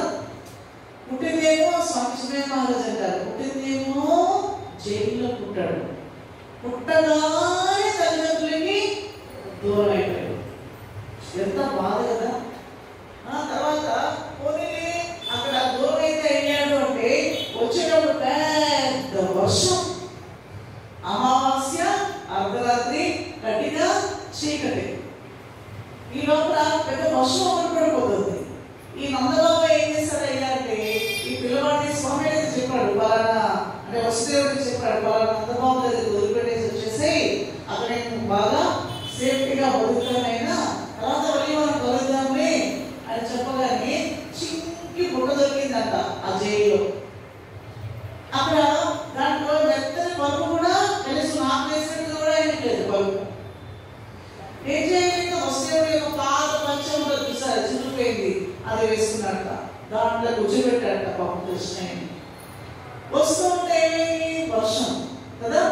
ఈ లోపల ఆయన ఫ్రెండ్ ఎవరండి, ఆదిశేషుడు. ఈయనకి ఎక్కడ జరుగు చేసేస్తుందో, ఈయనకి ఎక్కడ మళ్ళీ జరుగు చేస్తుందేమో, ఈ మధ్య చెప్తే వర్షాల్లో తడవడం లేదా, చిన్నపిల్లవాడు ఒకటి. అందుకని ఆయన రెడీగా ఉన్నట్ట, స్వామి నీకేమీ కాకుండా నేను చూసుకుంటానని పడగలతో ఆయన్ని అలా వర్షంలో పడలేకుండా ప్రొటెక్ట్ చేస్తాడట కృష్ణ పరమాత్మ. ఇక యమునా నది వచ్చింది, దారి చేసింది తల్లి. వెంటనే నందబాబ అప్పుడే ప్రసవించింది తల్లి మాయాదేవి. మాయాదేవిని తీసేసుకున్నాడు వసుదేవుడు. అక్కడ స్వామిని ఆవిడ యొక్క పూర్తిలో మరి యశోదామాత యొక్క పక్కన పడుకోబెట్టేశారు. ఒక్క నందుడికి తప్ప ఎవరికి కూడా తెలియదు. వెళ్ళిపోయాడు. ఆశ్చర్యం ఏంటంటే ఆయన సంఖ్యలో ఉన్నటువంటి వసుదేవుడు పరమాత్మ దర్శనం అవగానే సంఖ్యలన్నీ వెళ్ళిపోయాయి. ఎప్పుడైతే మాయ వచ్చిందో మనో సంఖ్యలే తెలిసాయి. అవునా? కాబట్టి ఎవరైతే పరమాత్మని తల మీద పెట్టుకుంటారో ఆయనకి మాయ ఏమీ చేయదు. మన పరమాత్మ ఎవరైతే వదిలేస్తారు మరి ఏమవుతుంది? మాయ పట్టేస్తుంది. ఇదే మన దీంట్లో ఉన్న అంతరార్థం. మాయ ఏం చేశాడు? కంసుడు పరిగెత్తం అనుకున్నాడు, కానీ ఆవిడ మాయమైపోయింది. ఆ మాయమైపోయినటువంటి స్థలంలో మొదలులో ఉంది, ఆ జైలు కూడా ఉంది. ఇప్పుడు ఇంకా next further project Narendra Modi గారికి అదే కదా, మనందరికీ తెలిసిన విషయమే. అయితే ఆశ్చర్యం ఏంటంటే ఇంకా పుట్టుతూనే మొదలు పెడతారు ఆయన లీల, రుద్రాక్ష లీల. తర్వాత పూతన తెలుసు కదా, పూతన తల్లి ఆవిడ మొత్తం ఆవిడలో ఉన్న విషమంతా ఆగిపడేశారు కదండి. తర్వాత వెన దొంగ, ఆ దొంగ, ఈ దొంగ అన్నారు. నిజంగా దొంగవాడైతే వాళ్ళ ఇంట్లో ఉండేటటువంటి బంగారము, ఆ వజ్రాలు, వైడూర్యాలు అవి ఎత్తుకోలేదు కదా. ఇది వెన్న మాత్రం ఎందుకు ఎత్తుకెళ్ళాడండి అనంటే, వెన్న అంటే నవనీతము అంటారంటే, నవ అంటే కొత్తగా చేర్చబడింది. ఏంటి అంటే మన జన్మకి కారణం ఏంటంటే మనలో ఉండేటటువంటి ఆ సంస్కారాలు, వాసనలు ఉంటారు. మల్లెపూలు నుండి ఒక చిన్న వస్తువులో కట్టుకొని వస్తే ఆ వస్త్రము మల్లెపూలు తీసి దేవుడికి అక్కడ చక్కగా అలంకరించిన తర్వాత కూడా ఆ వస్త్రం చూడండి ఎంత మంచి వాసన వస్తుందో, ఇదే వాసన అంటారు. మనం పనిచేస్తున్నాము, ఫలితం వస్తుంది, కానీ సంస్కారం ఎక్కడ ఉంటుంది? ఈ లోపల ఉందన్నమాట. ఇదే ఈ సంస్కారాల యొక్క మూటే వెన్న. చూసారా? ఈ వెన్నని స్వామి ఏం చేస్తాడని తీసేస్తున్నాడు. ఏదో తీసుకున్నాడు అయ్యా అంటే వాళ్ళకి కంప్లైంట్స్ ఇచ్చారు యశోదమ్మ దగ్గర నుంచి. అమ్మ ఓయమ్మ తెలుసు కదమ్మా, తర్వాత పాలు పెరుగు మన నీడమ్మ పొయ్యిలో ఎక్కడే పోయినాను చదివి నీ మా ఎండల సులభులాన అంటారు అనమాట. ఇది నేను చెప్పింది నిజము, మీ కృష్ణయ్య మామూలు వాడు కాదు, మొత్తం ఇప్పుడే కదమ్మా నేను భోజనం పెట్టాను అంటే, లేదమ్మా మా ఇంట్లో వెన్న పెరుగు అని మొత్తం కలగాపులకంగా విచిత్రంగా తయారయ్యాడమ్మా మీ కన్నయ్య అంటే వాడు నమ్మలేదంట. ఒక ఇంట్లో ఏం చేశాట అంటే అత్త కోడలు బాగా ఎదుర్కొంటారట. ఈయన ఏం చేశాడయ్యా అంటే వెన్న తీసుకొచ్చాడు, మొత్తం తినేశారు ఫ్రెండ్స్ అంతా కూడా. కానీ కొంచెం వెళ్ళిపోయేది ఏం చేస్తారు అంటే కోడల ముందుకి అత్త ముందుకి రాసి వచ్చేసారు. ఇద్దరు చూడ అంటే ఇద్దరు జనాలు ఉండే చూసారా, రెండో దాన్ని ముడేస్తారు. మళ్ళా పైకి వేస్తే ఇద్దరు పైకి వేస్తుంది, ఆవిడ పైకి వేస్తుంది, ఇద్దరు కొట్టుకుంటున్నారు. ఇద్దరు జనాన్ని కూడా ముడి వేసేసారు. తర్వాత నువ్వే దొంగంటే నువ్వే దొంగ, ఎందుకంటే నీ ముందుకే వేయదంటే నీ ముందుకే వేయదండి, ఇలా గొడవ పడుతున్నారు అనమాట. ఎందుకు అలా చేశాడయ్యా కన్నయ్య అంటే వీళ్ళు ఏ రోజు కూడా ఎవరికి ఏమి ఇవ్వరంట. అందుకని ఏం చేశాడంటే వీళ్ళిద్దరు ముద్దురాగా పనిచేశాడంట ఆయన. అంటే ఏ లీల చేసినా, ఎటువంటి కర్మ చేసినా, ఆయన ఏ పని చేసినా కూడా దానికి ఒక అర్థం, పరమార్థం ఉంటుంది. అది మనకి అర్థం కాదు. ఎందుకంటే ఆ పూతన విషపూరితమైనటువంటి శరీరాన్ని కాలుస్తే సుగంధభరితమైనటువంటి అగరబత్తి యొక్క వాసన వచ్చిందంట. ఎందుకంటే ఆవిడని జన్మని అక్కడ చరితార్థం చేసేసాడు ఆయన. ఆవిడలో ఉన్న విషమంతా లాగిస్తున్నాడు అన్నమాట. సంస్కారాలన్నింటినీ కూడా ఆయన లాగిస్తున్నాడు. ఒత్తిగిలా పడుతూ ఉంటారు చూసారా, ఇలా ఒత్తిగిలాడండి అంటారు. ఆ శకటం కింద పెట్టేసి వీళ్ళందరూ కూడా రెస్టారెంట్ చేసుకుంటూ ఉంటారు అనమాట. ఆయన ఏమంటాడయ్యా అంటే నన్నే మర్చిపోయి నేనేదో ఒత్తిగిలారని నా కోసమే మీరు పడగ వేసి నన్ను బండి మీద పెట్టేస్తారా, మీరేమో తందాలు ఆడతారా, కాబట్టి మీకు నేను ఏదో ఒక లేడో చూపించాను కదా. శకటాసురు వద తెలిసినటువంటి విషయమే. అక్కడ పెట్టినటువంటి పిండి వంటలన్నీ కూడా చెల్లా చదైపోయాట.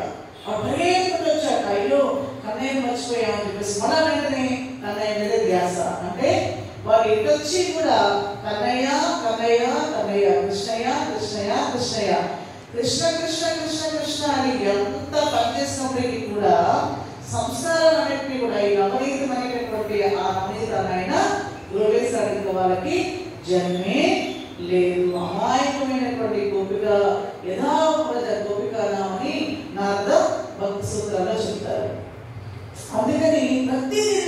అధిపక్ష లీల, ఆ తర్వాత ఏమంటారు అంటే ఆ కొండ చిలువ, ఆ విషయంలో కూడా అధిపక్ష మరి లీల అంటారు. తర్వాత మరి వాళ్ళందరూ చాలా చనిపోతారు కూడా, పిల్లలంతా కూడా వాళ్ళందరూ మళ్ళా తిరిగి బ్రతికించేస్తుంటాడు. అంటే ఆ దశమస్కందం చదువుతూ ఉంటే ఎన్నిసార్లు చదివినా ఎన్నిసార్లు విన్నా కూడా మనకు ఆనందంతో మన మనసు తొలగిస్తూ ఉంటుంది. అవునా కదా? ప్రతి దాంట్లో కూడా రాస క్రీడ కావచ్చు, అలాగే ఇక్కడ చూడండి ఈ ఉరుకుల బంధం కావచ్చు కదా, ఆ మధ్య చెట్టు యొక్క విముక్తిని కలిగించాడు ఆయన. ఇలా ప్రతిదీ ఆయన చేసినటువంటి సందర్భంలో స్వామి చిన్మయానంద మహారాజ్ ఏమంటారు అంటే ఎక్కడ ఎటువంటి తాదాత్మ్య భావన కూడా లేకుండా పని చేయడంలో మనం ఎవరిని ఆదర్శవంతంగా తీసుకోవాలి అంటే కృష్ణ పరమాత్మే తీసుకోవాలి. నేను నందగోపులో ఉన్నాను కదా, మళ్ళా నేను మధురా నగరానికి వెళ్ళిపోయిన తర్వాత నందగోపులానికి మళ్ళా తిరిగి ఆయన రాలేదంట జన్మలో. మళ్ళా ఎలా ఉన్నారు, మా వాళ్ళంతా ఎలా ఉన్నారు, వాళ్ళందరినీ చూడాలనిపిస్తుంది అనేటటువంటి సాంగత్య దోషము, స్థలంతో దోషము, ప్రజలతో దోషము ఆయనకి లేదనమాట. అందుకని స్వామి చిన్మయానంద మహారాజ్ అంటారు Krishna is not called a king, he is a king maker అంట. ఎక్కడ రాజుగారు ఏంటండి కంసుని వధం చేస్తాడు, తర్వాత ఆ ప్లేస్ లో మరి వారి యొక్క తాతగారిని కూర్చోబెట్టేస్తాడు. మరి మహాభారతానికి వచ్చిన తర్వాత ధర్మరాజు రాజు చేశాడు తప్ప మీకు ఇంత వెనకుండి మిమ్మల్ని ఈ విధంగా నడిపించి ఇంతటి మహా సంగ్రామానికి నేను మరి మార్పు కూడా వేయలేదు. కాబట్టి ఏదైనా మీరు కొన్ని రాజ్యాలు నా పేరు మీద రాస్తారా, రాయడా చెప్పండి. హాయిగా పని చేయడంలోనే ఆనందం తప్ప మనం కూడా చూడండి, మనం ఏదైనా చిన్న పని చేస్తూ ఉంటే ఆ చేయడంలోనే ఆనందం ఉంటుంది. తర్వాత రిజల్ట్ వేరే విషయం. అందరూ కలుస్తాము, అందరం కూర్చుంటాము, అందరూ మాట్లాడుకుంటాము, కావాలంటే అందరూ కలిసి కూర్చుని ఆనందం అనమాట, కలిసి భోజనం చేస్తుంటాము, ఇదే ఆనందం. అవునా? రిజల్ట్ ఆటోమేటిక్గా వస్తుంది, వేరే విషయం. కానీ పని చేస్తున్నప్పుడే ఎవరైతే ఆనందంగా పనిచేయగలుగుతారో, వేరే వాళ్ళకి ఎటువంటి ఇబ్బందికరం కాకుండా మనం చేసినటువంటి పని ఉన్నది అంటే అది అందరికీ ప్రయోజనాలు ఇస్తుంది, తనకి కూడా ప్రయోజనాలు ఇస్తుంది. ఇదే కృష్ణుడు నేర్పించింది మనకి, ఇదే లీల, దీన్నే కర్మయోగము అన్నారు. అయితే ఆయన కర్మయోగము గొప్పదే, కానీ బాగా మనసు పెట్టి చేయండి, అదే సీక్రెట్ ఆఫ్ కర్మయోగం అంటారు. మనస్సు లేకుండా పైన చేసాం అనుకోండి, అలాంటి రిజల్టే వస్తుంది మనకు కూడా. అవునా? అన్ని పనులు చాలా కూలంకషంగా ఎంత అద్భుతమైనటువంటి ఆ చిత్రీకరణ, ఆయన ప్లానింగ్ చూస్తే, మహాభారతం చూస్తే ఆయన రాజకీయ చతురత మనకు కనిపిస్తుందట. శ్రీమద్ భాగవతం చదివితే ఆయన లీలలన్నీ మనకి బాగా అర్థమవుతాయట. ఆయన తత్వాన్ని గురించి తెలుసుకోవాలంటే ఏం చదవాలని? భగవద్గీతని అధ్యయనం చేయాలి. అప్పుడే కంప్లీట్ గా మేము కృష్ణ భక్తులవి అనేటటువంటి మాట అప్పుడు రావాలంట నోట్లో. అంతేగాని రోజు కృష్ణుడికి పూజ చేస్తానండి, ప్రసాదం పెడతానండి, ఉయ్యాలో ఊపుతానండి అంటే కుదరదు అనమాట. అవునా? అంటే ఊపచ్చు, ఉయ్యాలో ఊపుతుందని చెప్పట్లా. ఆయన తత్వం గురించి, ఆయన శక్తి గురించి, ఆయన రాజకీయ చతురత గురించి, ఆయన వ్యవహార శైలి కూడా చాలా మంది అంటారు అనమాట. ఏంటంటే ఆయన 16,000 మంది గోపికల్ని పెళ్లి చేసుకున్నాడు కదా, అలాగే 800 మంది భార్యలు కూడా ఉన్నారు కదా, నాకు ఇద్దరు ఉంటే తప్పేటండి. అంటే ఆయన గోపికలకి తెస్తాడు, మరి బతుకుతాము ఒకసారి అయితే పంట తీసి నీ వేట పెడతాను పడుకో ఒకసారి. ఇలాంటివి చెప్తాండి. ఒక గోపిక అంట రాళ్ళ వర్షం కురిపించేస్తాడు స్వామి. ఎవరు? ఇంద్రుడు. 7 రాత్రులు 7 పగలు పడుకున్నాడు ఆయన. ఒక ముసాయి వచ్చి కలవడం పెట్టాట. ఈ చిన్నకున్నాడు ఎవరు పడేస్తారేమో అని ఆయన పట్టుకున్నప్పుడు కాకుండా చూస్తారా, కలవడం పెట్టాట. కృష్ణ అవుతున్నాట. ఒక గోపిక అప్పుడు రాళ్ళు పడుతున్నాడు, పైన గోకాలని కొడుతుంటే అదే భరిస్తుంది తప్ప ఆ గోపికి కింద రావడం లేదట. కృష్ణ అవుతుందట. అయితే వాళ్ళ అత్త చెప్పిందంట, వాడు చాలా మాయావి, కొత్తగా వచ్చిందన్నమాట అమ్మాయి వివాహం చేసుకుని, వాడు చాలా మాయావి, వాడు దగ్గరికి వెళ్ళొద్దు, చాలా మంది గోపికలంతా కూడా ఆయన వెంబడి పరిగెత్తేస్తున్నారు. నువ్వు మాత్రం వెళ్ళొద్దు అని చెప్తే పాప అమ్మాయి అలాగే ఉండిపోయింది. కృష్ణుడు ఇలా నవ్వుతూ వస్తావులే, ఇప్పుడు రాకపోయినా తర్వాత వస్తావులే అంటాడు అనమాట. మొత్తం రాకూడదు ఏమవుతుంది, లోపలికి వచ్చింది. ఆ వచ్చే జన్మలో ఆవిడ కలియుగంలో భక్త మీరాబాయిలా పుట్టిందంట. ఆ ఊరికనే మహాత్మ చెప్తారు విషయం. అందుకే కృష్ణుడు తప్ప ఇంకా ఎక్కడ ఇంకా ఆవిడకి బృందావనంలో ఒక మహాత్ముడు వచ్చాడు కదా అని వెళ్ళిందట. ఆవిడ వెళితే మహాత్మ అన్నట్ట నేను స్త్రీలకి దర్శనం ఇవ్వను అన్నాడు ఆయన. ఆవిడ రాసి పంపించిందట, ఈ బృందావనంలో నా కృష్ణుడు తప్ప పురుషుడు ఉన్నాడండి ఇక్కడ అని రాసిందట. అవునా, ఈ బృందావనంలో నా కృష్ణుడు తప్ప పురుషుడు ఎవరు ఇంకా అని పరిగెత్తుకుని వచ్చి ఆవిడ పాదాల మీద పడిగాడు అనమాట. అంటే ఇక్కడ ఎవరయ్యారంటే మహాత్ములే అటువంటి జన్మల్ని తీసుకుంటారు. కాబట్టి ప్రతిదీ కూడా లీలా అన్నారు. అంతా చేసిన తర్వాత అన్నీ అయిపోయి ప్రభాస తీర్థంలో వాళ్ళకి ఇంకా అంతిమ నిర్యాణం ఉన్నదనే విషయం ఆయనకు తెలుసు. అందరూ ఇనుప రజస్సు ఆ యొక్క మరి వాళ్ళ ప్రాణం అంతా ఆ గడిలోనే ఉంది కదా, కొట్టుకున్నారు, చనిపోయాడు. చివరికి ఆ చిన్న ముక్క మరి విడుపాడు విసిరేయడము, ఆ కాలికి తగ్గడం. ఆశ్చర్యం ఏంటంటే 4-5 రోజులు కృష్ణుడు ఎక్కడున్నాడో కూడా ఎవరికి అలాంటి చావు వస్తుందండి. అవతారపూర్తి అయినప్పటికీ కూడా శరీరాన్ని ఎవరు కూడా 4-5 రోజులు గుర్తించలేదు అని అంటే అది ఎంత కర్మ ఆలోచించండి. నవ్వుతూ చేస్తాడు, ఏడుస్తే ఏడుతున్నాడు కదా. అందుకని కృష్ణ స్మైల్ అంటే కీప్ స్మైలింగ్ అని ఎవరిని పడతారు అంటే కృష్ణుని. చిన్న విషయంలో కూడా బాగా ఉంటే ఏంటంటే కీప్ స్మైలింగ్, నవ్వుతూ ఉండు, నవ్విస్తూ ఉండు. నీకు ఎలాంటి బాధ వచ్చినా ఎలాంటి కష్టాలు వచ్చినా వీటికి కూడా కృష్ణుడు స్మైల్తోనే తీసుకువెళ్తాడు. అట్రాక్టివ్ పర్సనాలిటీ, బ్లూ బాయ్ అంటారు ఆయన. వెరీ వెరీ అట్రాక్టివ్ పర్సనాలిటీ ఎవరైనా అంటే కృష్ణయ్య. కాబట్టి ఆయన తత్వాన్ని, ఆయన జన్మని, ఆయన యొక్క గొప్పతనాన్ని తెలుసుకోవాలి అంటే ఇన్ని శాస్త్రాలు మనం చదువుకోవాలి. మహాభారతం, రామాయణం ఎలా చదువుకుంటున్నామో భాగవతం అలాగే భగవద్గీతని మనం చదువుకోవాలి. అప్పుడే నేనంటే ఏంటో మీకు అర్థమవుతుంది. స్వామి చెప్పారు చెప్తూ ఆయన మరొక లాస్ట్ పాయింట్ ఏంటంటే పరిత్రాణాయ సాధూనా వినాశాయ చ దుష్కృతం. దీంట్లో చాలా మంది ఏమని అడుగుతారు అంటే స్వామికి అందరూ ఒకే కదా, దుష్టుడైనా ఒకలాగే చూడాలి, మంచివాడైనా ఒకలాగే చూడాలి. కారణం ఏంటంటే అందరూ ఆయన సంతతే కదా. కాబట్టి ఎందుకు వాళ్ళని ఆ విధంగా సంహరించడం తప్పు కదా అంటే ఎగ్జాంపుల్ చిన్నానంద స్వామి చెప్తారనమాట. ఏంటంటే మన శరీరంలో ఒక చోట క్యాన్సర్ కణాలు ఉత్పత్తి అయ్యాయి, వెంటనే డాక్టర్ దగ్గరికి మనం వెళ్తాం. వెళ్ళినప్పుడు డాక్టర్ ఏం చెప్తాడండి, అమ్మ మీకు ఎక్స్రేలో తెలిసింది, మీకు కీమోథెరపీ చేయాలి అంటే తీవ్రమైనటువంటి ఆ విద్యుత్ శక్తిని పంపిస్తారు. పాపం ఎంత కష్టమో ఆ సమయంలో. కానీ ఎందుకోసమయ్యా అంటే మరి మిగతా శరీర భాగాలకి ప్రసరింప చేయకుండా ఉండాలంటే, మళ్ళీ ఆమె ఆరోగ్యవంతంగా తయారవ్వాలి అంటే ఇది తప్పదు, ట్రీట్మెంట్ తప్పదు. అవునా? అందుకే ఆయన శిశుపాలుడు, దంతవక్తుడు, జరాసంధుడు మొదలైనటువంటి కంసుడు మిగతా వాళ్ళంతా ఎవరైతే ఉన్నారో ఆ అత్తగారికి మాట ఇచ్చారు. అత్త మరి ఉంటుంది, చెప్తూనే ఉంటుంది అనమాట. 99 సార్లు ఎన్నిసార్లు తింటాట.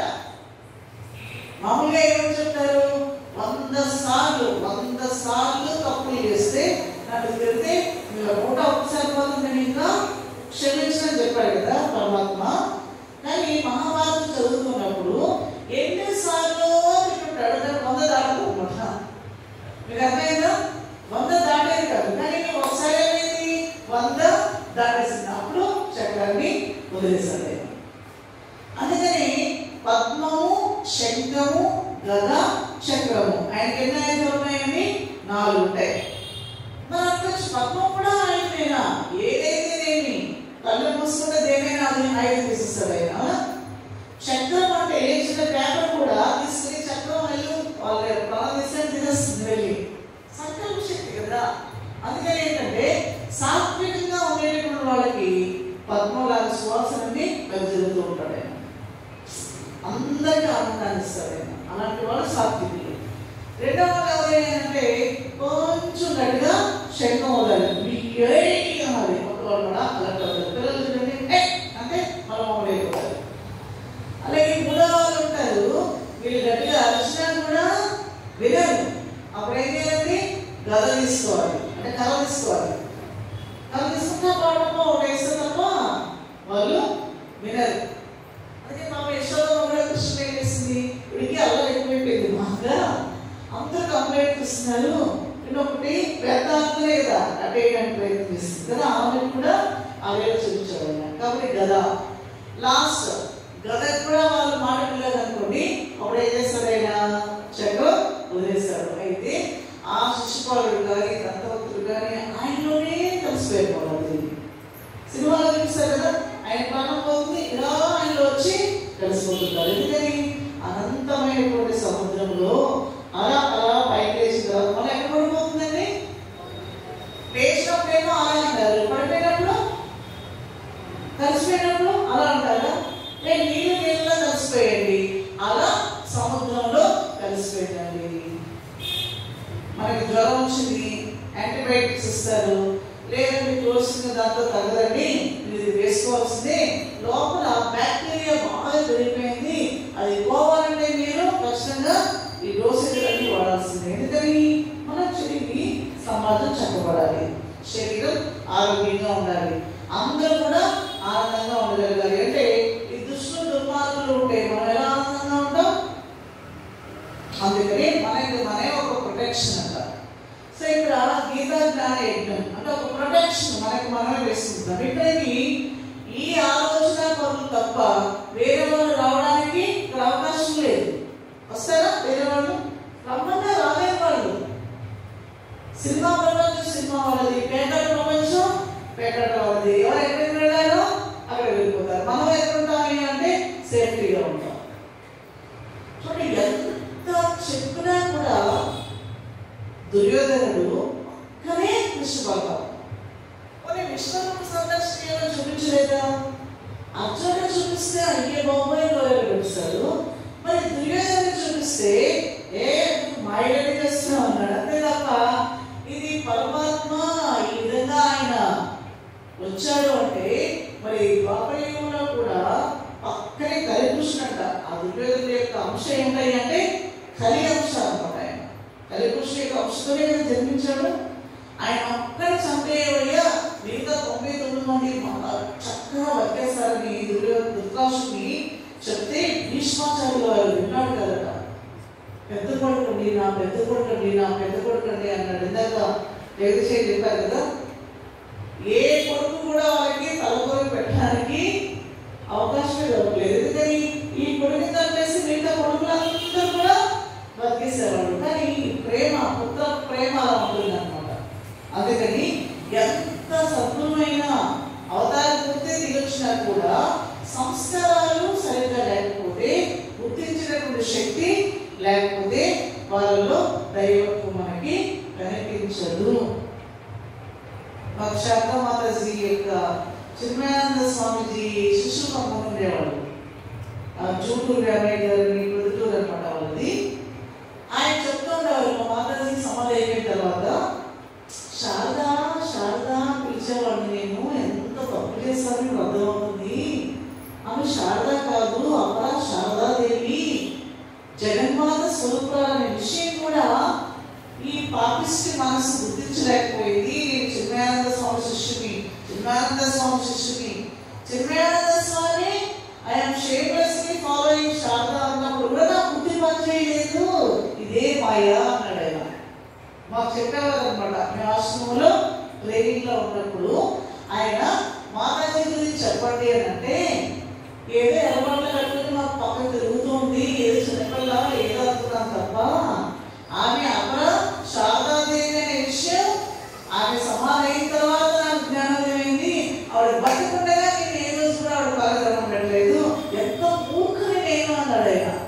ఇదే మాయ. చూడండి, అంటే భగవద్ దర్శనంలో ఉన్న సాధన చేస్తున్నా కూడా మన కళ్ళు మనకి మోసం చేస్తున్నాయనంటే కృష్ణ పరమాత్మ అవతారంలో అయినప్పటికీ కూడా దుర్యోధనుడికి తెలియలేదు.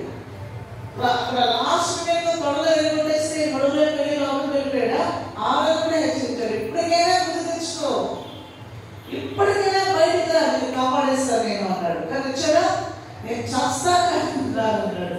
ఇదే మాయ. అవునా? రుద్రాక్షం చూపించాడు కానీ తెలియలేదు. కాబట్టి అందుకనే స్వామి, నీ యొక్క మాయ దీనుడి కాకుండా నీ యొక్క శరణాగతిని పొందేలా నాకు వరాన్ని ప్రసాదించు. కాబట్టి అలాంటి ఉత్తమమైనటువంటి స్థితిని నాకు ప్రసాదించు అని మనం ప్రతిసారి కూడా పరమాత్మని ప్రార్థన చేయాలి. ప్రార్థన అంటే ఏదో భక్తి స్థితిలో పడుకోవడం కాదు, జ్ఞానయుక్తమైనటువంటి ప్రార్థన. ఇది జ్ఞాన సహితమైనటువంటి ప్రార్థన. చూడండి, ఇక్కడ మామూలు ప్రార్థన కాదు. కాబట్టి ఆయన చెప్తూ 9వ శ్లోకంలో ఇదే విషయాన్ని జన్మ కర్మ అంటే ఆయన జన్మ ఎందుకు వచ్చింది, ఆయన చేసినటువంటి కర్మ ఏంటి అని ఎవరైతే తత్వతంగా తెలుసుకుంటారు అలాంటి వాళ్ళకి జన్మ ఉండదంట. ఎవరి జన్మ గురించి తెలుసుకుంటే పరమాత్మ యొక్క అవతార పరిసమాప్తి గురించి, అవతారం గురించి ఎవరైతే తెలుసుకుంటారో అలాంటి వాళ్ళకి జన్మే ఉండదంట. కాబట్టి ఆ విషయాన్ని మనం 9వ శ్లోకంలో చూద్దాం. జన్మ కర్మ చ మే దివ్యం ఏవం యో వేత్తి తత్వతః త్యక్త్వా దేహం పునర్జన్మ నైతి మామేతి సోర్జున. జన్మ కర్మ చ మే దివ్యం ఏవం యో వేత్తి తత్వతః త్యక్త్వా దేహం పునర్జన్మ నైతి మానేతి సోర్జున. అర్జున ఇలా పిలుస్తూ ఏవం మే, నా యొక్క దివ్యమైనటువంటి జన్మ, మామూలు జన్మ కాదు, దివ్యమైనటువంటి జన్మని, అలాగే సహా కర్మ, కర్మని కూడా ఎవరైతే తత్వతః అండర్లైన్ తీసుకోవాలి, అంటే తత్వతః ఎవరైతే తెలుసుకుంటారో ఆ వ్యక్తి సహా దేహం త్యక్త్వా, అలాంటి వ్యక్తి తాను దేహాన్ని వదిలిపెట్టిన తర్వాత అలాంటి వ్యక్తి ఏమవుతాడయ్యా అంటే పునర్జన్మ నా ఏది మాం ఏది, ఆయన మళ్ళా తిరిగి జన్మ అంటూ ఉండదు. మరి ఎక్కడికి వెళ్తాడంటే ఆయన నన్నే పొందుతాడు. చూసారా? అందుకే శ్రీమద్ భాగవతాన్ని వినండి, రామాయణాన్ని వినండి, దశావతారాల గురించి వినండి. ఎందుకంటే మత్స్య కూర్మ వరాహ నరసింహ ప్రహ్లాద చరిత్రలో చూడండి, మనకి అసలు ఎన్ని విషయాలు మనకి వస్తాయంటే ఒకే రోజు ప్రతిరోజు మనం వంకాయ కూరని తింటామా, మనకు నచ్చదు కదండి. చాలా మంది అంటారు మీ హిందువుల్లో ఎన్ని గ్రంథాలంటే బాబోయ్, ఇది చదవండి అది చదవండి, అది చదవండి ఇది చదవండి, ఇది చదవండి అది చదవండి, మాకు ఒకటే ఉందండి, మీకు ఇన్ని ఉన్నాయి, మీకు తల పగిలిపోదా, మీకు ఏమంటారు చదవకపోవడం కాదా, మీ మైండ్ 18 పురాణాలు 18 ఉపపురాణాలు కదా, ఉపనిషత్తులు, భగవద్గీత, భాగవతం, రామాయణం ఇన్ని చదువుతారు కదా. ఇంకా దానికి తోడు బస్సులో విందాం, మిగతా కూడా ఇంకొంటే స్తోత్రాలు కూడా మనకి ఎవ్వా చదవాలి కానీ చాలా ఉన్నాయి కదా. మాకు ఒకటే ఉందండి హాయిగా, అంటే మేము రోజు వంకాయ కూర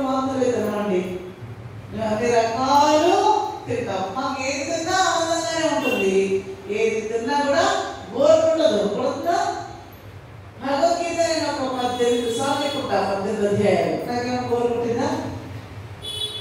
నేను కోరుకుంటుందంటే అసలు నేను సాధన చేయట్లేదు అర్థం.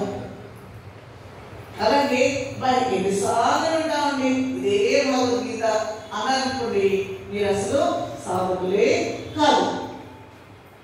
మరొక విషయం ఏమంటే ఒక్కసారి చెప్పినట్టుగా రెండోసారి మళ్ళీ మనం ఉదాహరణకి ఎవరైనా మనం వీడియో చేస్తున్నారు, మాతాజీ మేము అనవసరంగా ఇదో ఇది నొక్కడా మర్చిపోయే మాతాజీ మళ్ళీ చెప్పరా అంటే మళ్ళీ దీనికి అదే ఓట్స్ మన మారిపోతుంది, ఓట్స్ ఓడికి మారిపోతే సబ్జెక్ట్ పడిపోతుంది ఆటోమేటిక్గా. అవునా?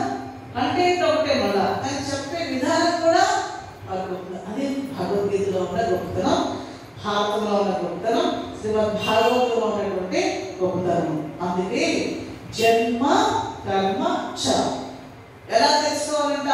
తత్వతః. ఇది అనుకోలేదు. ఎందుకంటే మళ్ళీ చాలా సమస్యలు వస్తాయి. ఏంటి? నా కృష్ణే దేవుడండి, లేదు నా రాముడే దేవుడండి, నా శివుడే దేవుడండి. అవునా? వాళ్ళకి లేని బాధ నాకు ఎక్కువైపోయింది ఈ మధ్య. రామస్య హృదయం విష్ణు, విష్ణుస్య హృదయం శివ. అదండి వాళ్ళు ఇద్దరు చాలా హ్యాపీగా ఉన్నారు. రేపు మార్నింగ్ వస్తే శివ దగ్గర భంగం అని ఒక ఘట్టం వస్తుంది. మీకు చెప్పాను కదా రేపు పొద్దున ఘట్టం వస్తుందని. రాముడు శివ దగ్గర పడుకోగానే మీకు చెప్తాను దాంట్లో ఉన్నది ఒక పెద్ద శంఖంలో పెట్టి 5,000 మంది కింద చక్రాలు ఉన్నటువంటి శంఖం అన్నమాట. ఓకే, ఆ శివధనస్సుని పట్టుకొని లాక్కుంటూ వస్తే సోఫాలో పడి, అది కూడా మంచి మల్ల యుద్ధ విషాదులు అనమాట, అంటే బాడీ బిల్డర్స్, వాళ్ళు లాక్కొని వస్తే తప్ప ఆ శివధనస్సు తీసుకురావడానికి అవకాశం లేదంట. మనకు రామాయణం చెప్తుంది. అలాంటిది సీతమ్మ ఇలా పైకి ఎత్తిస్తుంది. రాముడు ఏం చేశాడు? ఒకసారి చూద్దాం అన్నాడు, అంతే అలా పైకి ఎత్తిస్తాడు. ఎలా ఎత్తిస్తాడండి? శివధనస్సు అంటే ఎవరు? రాముడుగా. నిన్న దయచేసి చెప్పారు ఎవరు ఇచ్చారు. అవునా? ఎందుకంటే చెప్పారు నేను కాదు, నేను కాదు. అంటే రాముడు అంటే రాముడు హృదయంలో ఎవరున్నారు? విష్ణు హృదయంలో శివుడు ఉంటాడు. శివుడు హృదయంలో ఎవరున్నారు? రాముడు. ఒక ఆయన పాపం గణపతిని ఆరాధించాడట. గణపతి ఆయన కోరిక నెరవేర్చలేదట. శివుని ఆరాధించాడట. శివుడు కూడా ఆయన కోరికని తీర్చలేదట. తర్వాత రాముడిని ఆరాధించాడట. రాముడు కూడా ఆయన కోరిక తీర్చలేదట. మొత్తానికి అమ్మవారిని ఆరాధిస్తే ఆయన కోరిక తీరిపోయిందట. ఇంకా అమ్మవారిని మాత్రమే పెట్టాడు, మిగతా వాళ్ళందరూ అడుగుని పెట్టాడు. ఈ లోపల జరిగింది ఏంటంటే అగరబత్తిలు ఇస్తూ ఉంటే ఈ అగరబత్తిలన్నీ అడుగుని వెళ్ళిపోతున్నాయంట. ఇంతవరకు మీరు నాకు ఏ కోరిక తీర్చలేదు, నేను అమ్మవారికి ఆలోచిస్తూ ఉంటే అగరబత్తి ఇస్తూ ఉంటే మీకు వెళ్ళిపోతుందని అటకెక్కేసేసి ప్రతి ఒక్క ముక్కు గాటి పట్టేస్తున్నారు. మీరు పిలిచొద్దు, మీరెవరు పిలిచొద్దు, మీరెవరు పిలిచొద్దు అని. ఆశ్చర్యం ఏంటంటే అందరూ ప్రత్యక్షం అయిపోయారు అడుగు మీద. గణపతి, శివుడు, విష్ణు, రాముడు అందరూ కూడా ఇదేంటి ఎందుకు చేస్తారంటే నువ్వు మరి మా ముక్కు గట్టి పట్టేసుకుంటున్నావు, ముక్కు గాడద్దు అన్నారంట. అంటే ఆయనకి ఎంత భక్తి ఉంటే ఈ అగరబత్తి ధూపం వెళ్ళి వాళ్ళు పీల్చేసుకుంటున్నారనే భావం ఉంటే వాళ్ళందరూ ముఖాన్ని పట్టేసుకుంటే మన దేవుడు ప్రత్యక్షం కాకుండా ఉంటాడా? చెప్పండి. అమ్మవారి ప్రత్యక్షం కాలే. ఇక్కడ ఎవరు ప్రత్యక్షం అయితే మొత్తం గ్యాంగ్ అంతా వాళ్ళంతా ప్రత్యక్షం అయ్యారట. అంతటి మూఢభక్తిగా ఉండాలి ఉంటే, లేదా అంటే జ్ఞాని భక్తిగా ఉండాలి, జ్ఞాన భక్తిగా ఉండాలి. అవునా? కాబట్టి అందరిలో ఉన్నది ఒకటే పరమాత్మ. దీన్ని తత్వతః, తత్వతః అంటే అంతిమ నిష్కర్ష అంటారు. అంటే దాని తర్వాత ఇంకొకటి లేదు. పాలు, పెరుగు, వెన్న, నెయ్యి, తర్వాత ఇంకేముందా? ఇంకేం లేదు. అదే లాస్ట్ ఉంటాడు. కాబట్టి ఇక్కడ అంతిమ నిష్కర్షతో సరైనటువంటి జ్ఞానంతో ఎవరైతే తెలుసుకుంటారో అలాంటి వాళ్ళకి ఇంకా జన్మ అంటూ ఇంకా ఉండదు. ఎందుకంటే వాళ్ళు నన్ను తెలుస్తున్నారు కాబట్టి నాలోనే వాళ్ళు మర్జ్ అయిపోతున్నారు.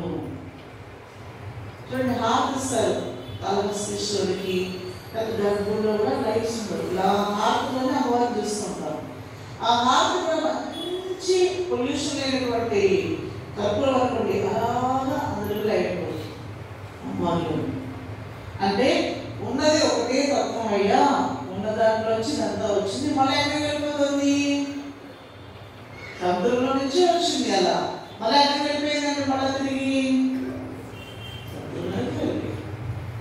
కాబట్టి మనకు ఒక స్వావలంబన అంటారు. అంటే మనం ఎదగడం కోసం ఖచ్చితంగా ప్రతి ఒక్కరికి కూడా ఒక ఆరాధ్య దైవం ఉండాలట, కంపల్సరీ. ఎవరిలో ఆరాధించాలి? మీకు నచ్చినటువంటి దైవం, మీకు ఇష్టమైనటువంటి దైవం, మీ సంస్కారాలకి అనుగుణంగా మీకు ఇష్టమైనటువంటి ఒక దేవుడిని మీరు ఉపాస్య దేవత అంటారు. అందుకే రాముని ఉపాసిస్తే ఆయన కృష్ణ దేవాలయానికి వెళ్ళినప్పుడు నా రాముడి మీద ఇంకా శ్రద్ధ పెరగాలి, నా రాముడి చరిత్ర నేను తెలుసుకునేలా నాకు అవకాశం ఉంది స్వామి, ఓ శివయ్య లేకపోతే కృష్ణయ్య అని ప్రార్థన చేయాలట. ఎవరి దగ్గరికి వెళ్తున్నప్పుడు?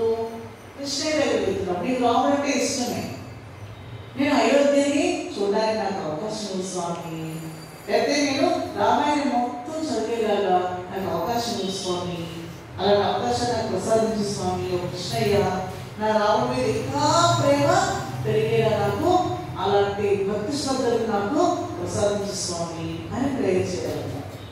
కాబట్టి అప్పుడు జ్ఞాని భక్తులు అవుతారు, లేకపోతే మూర్ఖ భక్తులు అవుతారు. అందుకని ఆయన అంత క్లారిటీగా చెప్పారనమాట. ఏంటి అంటే జన్మ కర్మచమే దివ్యం యహ వేత్తి తత్వతః. ఇలా తెలుసుకున్నటువంటి వాళ్ళకి ఉన్న జన్మ లేదు, నన్నే పొందుతారంటే అనంతమైనటువంటి పరమాత్మ స్థితిలో వాళ్ళు లైవైపోతారు. ఇంకా వాళ్ళకి నామరూపాలు లేవు, జన్మ లేదంటే ఇంకా వాళ్ళకి కర్మ లేదు, కర్మ లేదంటే జన్మ లేదంటే అప్పుడు ఈ శరీరం వస్తుంది. మనకి ఎక్కడ పుట్టాలి, ఎలా పుట్టాలి, ఏ తల్లిగా పువ్వులో పుట్టాలి, పునరపి జననం పునరపి మరణం పునరపి జనని జననే శయనం ఇహ సంసారే బహుదుస్తారే కృపయా పారే పాకి పుడారే. అంటే ఈ కర్మ బంధ, ఈ కర్మ చక్రం ఎప్పుడు తెగిపోతుందైనా అంటే ఓ తండ్రి నీ దృష్టి నా మీద పడినప్పుడు ఇంకా ఈ జన్మ ఇంకా నాకు ఇంకా రాదు, ఇదే లాస్ట్ జన్మ ఇంకా నాకు కావాలని ప్రార్థన చేయాలి. దానికోసమే ఈ అంతిమ శ్వాస ఉన్నంత వరకు కూడా నీ సాధనలోనే నేను ముందుకు వెళ్ళాలి. అవివేకులు ఏ విధంగా అయితే ప్రపంచ వ్యామోహంలో పడిపోతారో అంతటి వ్యామోహం నీ మీద నాకు ఉండాలి కోరుకోవాలట. ఎవరి మీద? భగవంతుడి మీద ఉండాలని కోరుకో. ఒక పిచ్చి, అందుకే గోపికలు కూడా ఒక పిచ్చి అనమాట. ఎవరంటే పిచ్చి అండి? కృష్ణుడే పిచ్చి, మామూలు పిచ్చి కాదు. మనం ఏమనుకుంటాం అంటే అదేదో అది దాని ప్రకారంగా చెప్పేవాళ్ళు కదా. సామాన్యమైనటువంటి పిచ్చి కాదు, ఇక్కడ ఆధ్యాత్మిక పిచ్చి పట్టిందండి. రామకృష్ణ పరమహంస వారు అనేవారట, నాకు పిచ్చిందయ్యా, నీకు పిచ్చింది, నువ్వు పడిపోతావు నేను పడిపోతాను, నీకేమో ఆ పిచ్చింది, నాకేమో అమ్మ పిచ్చింది. అవునా? అమ్మ కోసం నేను పిచ్చోడు అయిపోయాను, నువ్వేమో కావడం కోసం నువ్వు పిచ్చోడు అయిపోయావు. మీరు ఎప్పుడైనా కూడా మీరు కలకత్తా వెళ్ళినప్పుడు జగజ్జనని టెంపుల్ వెళ్ళండి. అంటే అమ్మ టెంపుల్, అంటే పరమహంసుల వారు తపస్సు చేసినటువంటి ప్లేస్ అనమాట. ద్వాదశ జ్యోతిర్లింగాలు ఉంటాయి. నల్లగా ఉన్నటువంటి తల్లి 4 వేలతో దర్శనమిస్తున్నామా. అక్కడ పరమహంసుల వారికి దర్శనమైనటువంటి ఆ ఖడ్గాన్ని అంటే పీక్ మీద పడేసుకుని నేను ఇంకా చచ్చిపోతాను నువ్వు దర్శనం ఇవ్వకపోతే అనేటటువంటి ఖడ్గం ఉంది. మీరు చూడండి ఎక్కడ అంటే బయట. మీరు బయట అంటే మీకు ఎలా అంటే అమ్మవారి దగ్గర కాదు, కొంచెం మీరు బుక్ స్టాల్, స్వామి వివేకానంద స్వామి పెద్ద విగ్రహం ఉంది, కొంచెం ముందుకు వెళ్తే రామకృష్ణ పరమహంసుల యొక్క బుక్ స్టాల్ ఉంటుంది. బుక్ స్టాల్ పక్కనే పరమహంసుల వారు వాడినటువంటి ఆ ఖడ్గాన్ని ఇప్పుడు కూడా అలాగే పెట్టారు. ఆయన ఆ ప్రదేశంలో శిష్యులందరితో కలిసి కూర్చుని భోజనం చేస్తూ మాట్లాడుకుంటూ ఉన్నటువంటి ప్రదేశాలు ఉన్నాయి. అక్కడ వెళ్ళి నేను కళ్ళు పూసుకొని ఎవ్వరు ఉండరు. ఆశ్చర్యం ఏంటంటే అమ్మ జగజ్జనని టెంపుల్ లో ఫ్లోటింగ్ ఉంటుంది తప్ప ఇక్కడికి ఎవ్వరికి తెలియక మనలాంటి చదువుకున్న వాళ్ళు, అంటే రామకృష్ణ ఫిలాసఫీ చదివిన వాళ్ళకి తప్ప మిగతా వాళ్ళకి ఎవ్వరికీ తెలియదు ఆ ప్లేస్. నేను మీకు ఎందుకు చెప్తానంటే మీరు పై పైన తెలిసి ధనం పట్టేస్తున్నాను మళ్ళీ బాధపడకుండా అక్కడికి వెళ్ళి ప్రశాంతంగా ఒక్క నిమిషమైనా కూర్చోండి. 6 నిమిషంలో మనసు వెళ్ళిపోతుందండి. నేను ప్రాక్టికల్గా ఒక 5-6 సార్లు వెళ్ళాను ఆ ప్లేస్కి. మొన్న కూడా రీసెంట్గా వెళ్ళాను. ఎంత అద్భుతంగా ఉంటుంది ఆ ప్రదేశం. యాక్చువల్గా జరిగింది ఏంటంటే మధురబాబు రాసమణిదేవి కట్టించినటువంటి ఆ మఠం ఏదంటే ఆ కలకత్తా కాళీ మందిర్ ఏదైతే ఉందో పరమహంసులు గారు పూజారిగా ఉండేవాళ్ళు. వాళ్ళ అన్నయ్య రామ్ కుమార్ ఆయన పూజారిగా ఉండేవాళ్ళు. కాలక్రమేణా ఏమైపోయిందంటే స్వామికి అమ్మవారు కూడా కహవత్తుని శారదామాత రొట్టెలు తీసి చిన్న రూమ్ అనమాట, చాలా చిన్న రూమ్. 4 గంటలకే వెళ్ళి గంగా నదిలో స్నానం చేసేసి అమ్మ రోజు ఉంటుంది అమ్మవారికి. ఎవ్వరు కూడా చూడకుండా వెళ్ళి స్నానం చేసి వచ్చేసిన తర్వాత ఇది ప్రదర్శిస్తాం అనమాట. అందులోనే ఉండేవారు రోజంతా కూడా. అందులో కొన్ని 100 రొట్టెలు బంగాళాతో పొంగాలి ఈ రొట్టెలు తయారు చేసి అందరికి పంపించారట శిష్యులందరికీ కూడా. తర్వాత స్వామి వివేకానంద వారు బాగా అక్కడి నుంచి వెళ్ళిపోయిన తర్వాత పరమహంస వారు నిర్యాణం అయిపోయిన తర్వాత అమెరికా వెళ్ళొచ్చిన తర్వాత చికాగో వెళ్ళొచ్చిన తర్వాత ఆ టెంపుల్ మాకు ఇవ్వండి అంటే అక్కడ ఉన్నటువంటి యాజమాన్యం ఉంటుంది కంప్లీట్ మారిపోతూ ఉంటుంది కదా, కమర్షియల్ అయిన డబ్బులు ఉంటాయి కాబట్టి మేము ఇవ్వాలి మేము అని చెప్పేసి వాళ్ళు దాన్ని ఇవ్వలేదు కదా.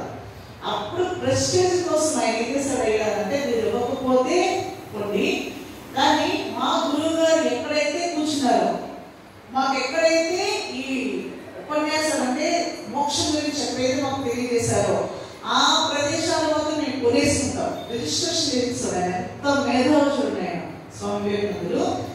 గంగా ఆవలకి ఈవలకి అమ్మవారి టెంపుల్ ఉంటుంది. గంగమ్మ తల్లి ఆవలకి బేగూరు పట్టు అంటారు.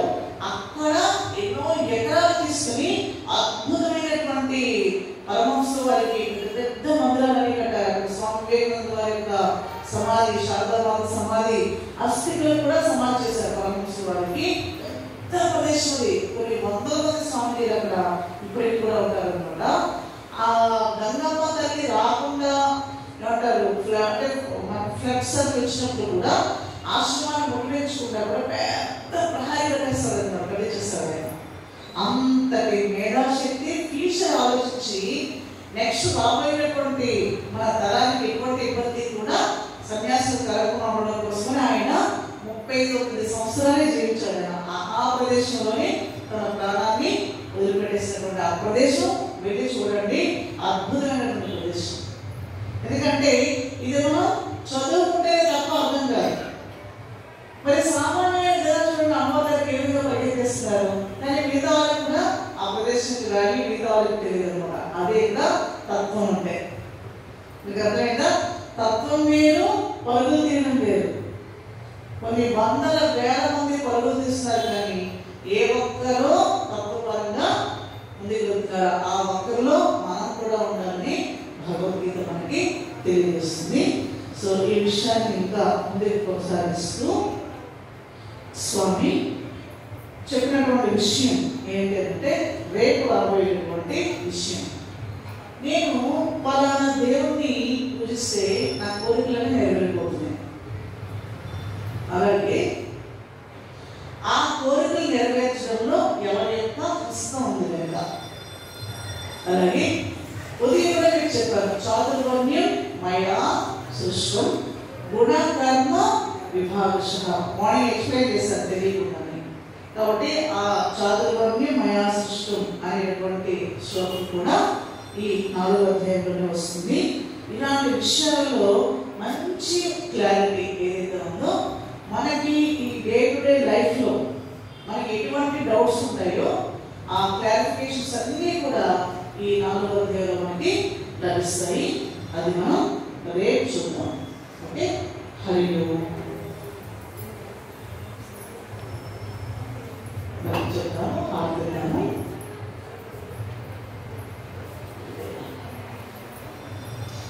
క్లాస్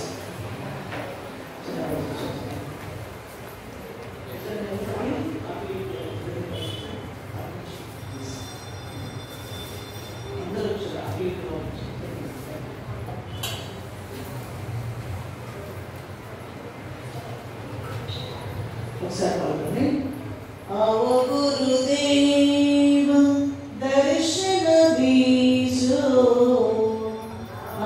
గురుదేవ దర్శన బీజో तुम हो जगत के दाता, तुम हो जगत के दाता, तुम ही हो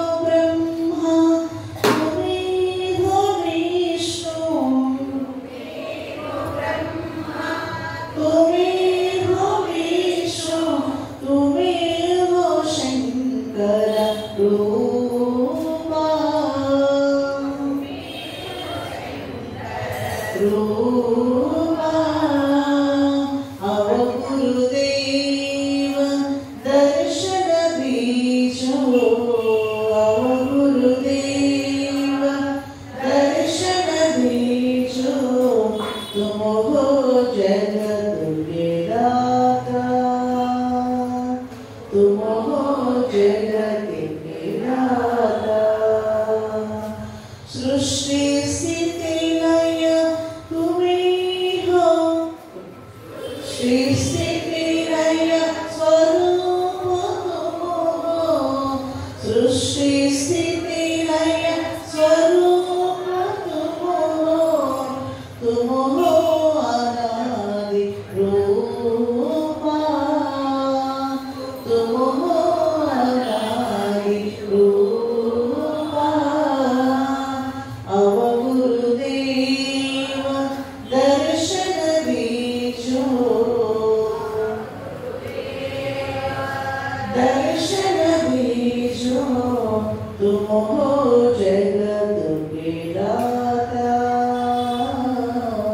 तुम हो जगत के दाता अनाथ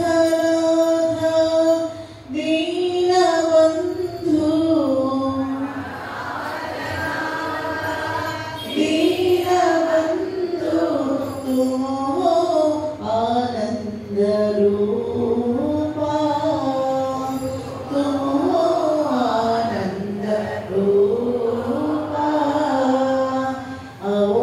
अवगुरुदेव दर्शन बीजो अवगुरुदेव दर्शन बीजो तुम हो जगत के दाता तुम हो जगत के दाता अज्ञाननाशन शरण संरक्षण शरण संरक्षण आत्मज्ञान प्रदान आत्मज्ञान प्रदान अवगुरुदेव दर्शन बीजो अवगुरुदेव दर्शन बीजो तुम हो आनंद रूपा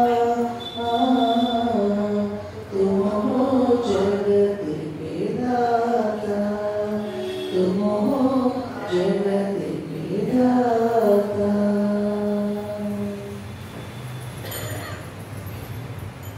नीलमेघ श्याम कृष्ण नित्य जगत मोहन कृष्ण बालगोपाल कृष्ण भव्य मंगलम वेणुगानलोल कृष्ण वेदांगनेत्र कृष्ण नवनीताचोर कृष्ण नित्य मंगलम भक्तजनाधार कृष्ण परमदयावापि कृष्ण मुक्ति संधायक कृष्ण मूर्ति मंगलम गीतामृतदान कृष्ण परमयोगीश कृष्ण पार्थसारथि रूप कृष्ण सर्वमंगलम पार्थसारथि रूप कृष्ण सर्वमंगलम मंगलम श्री कुरुक्षेत्र रणक्षोणिविहारिणी पार्थसारथि रूपाय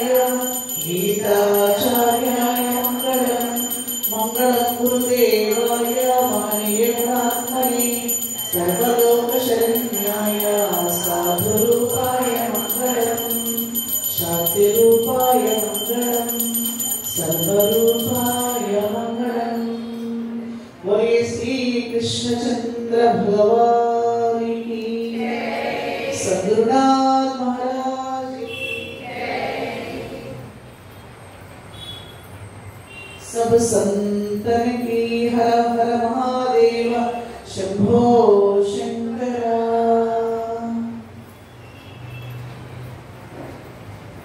ఓం పూర్ణమద పూర్ణమిదం పూర్ణాత్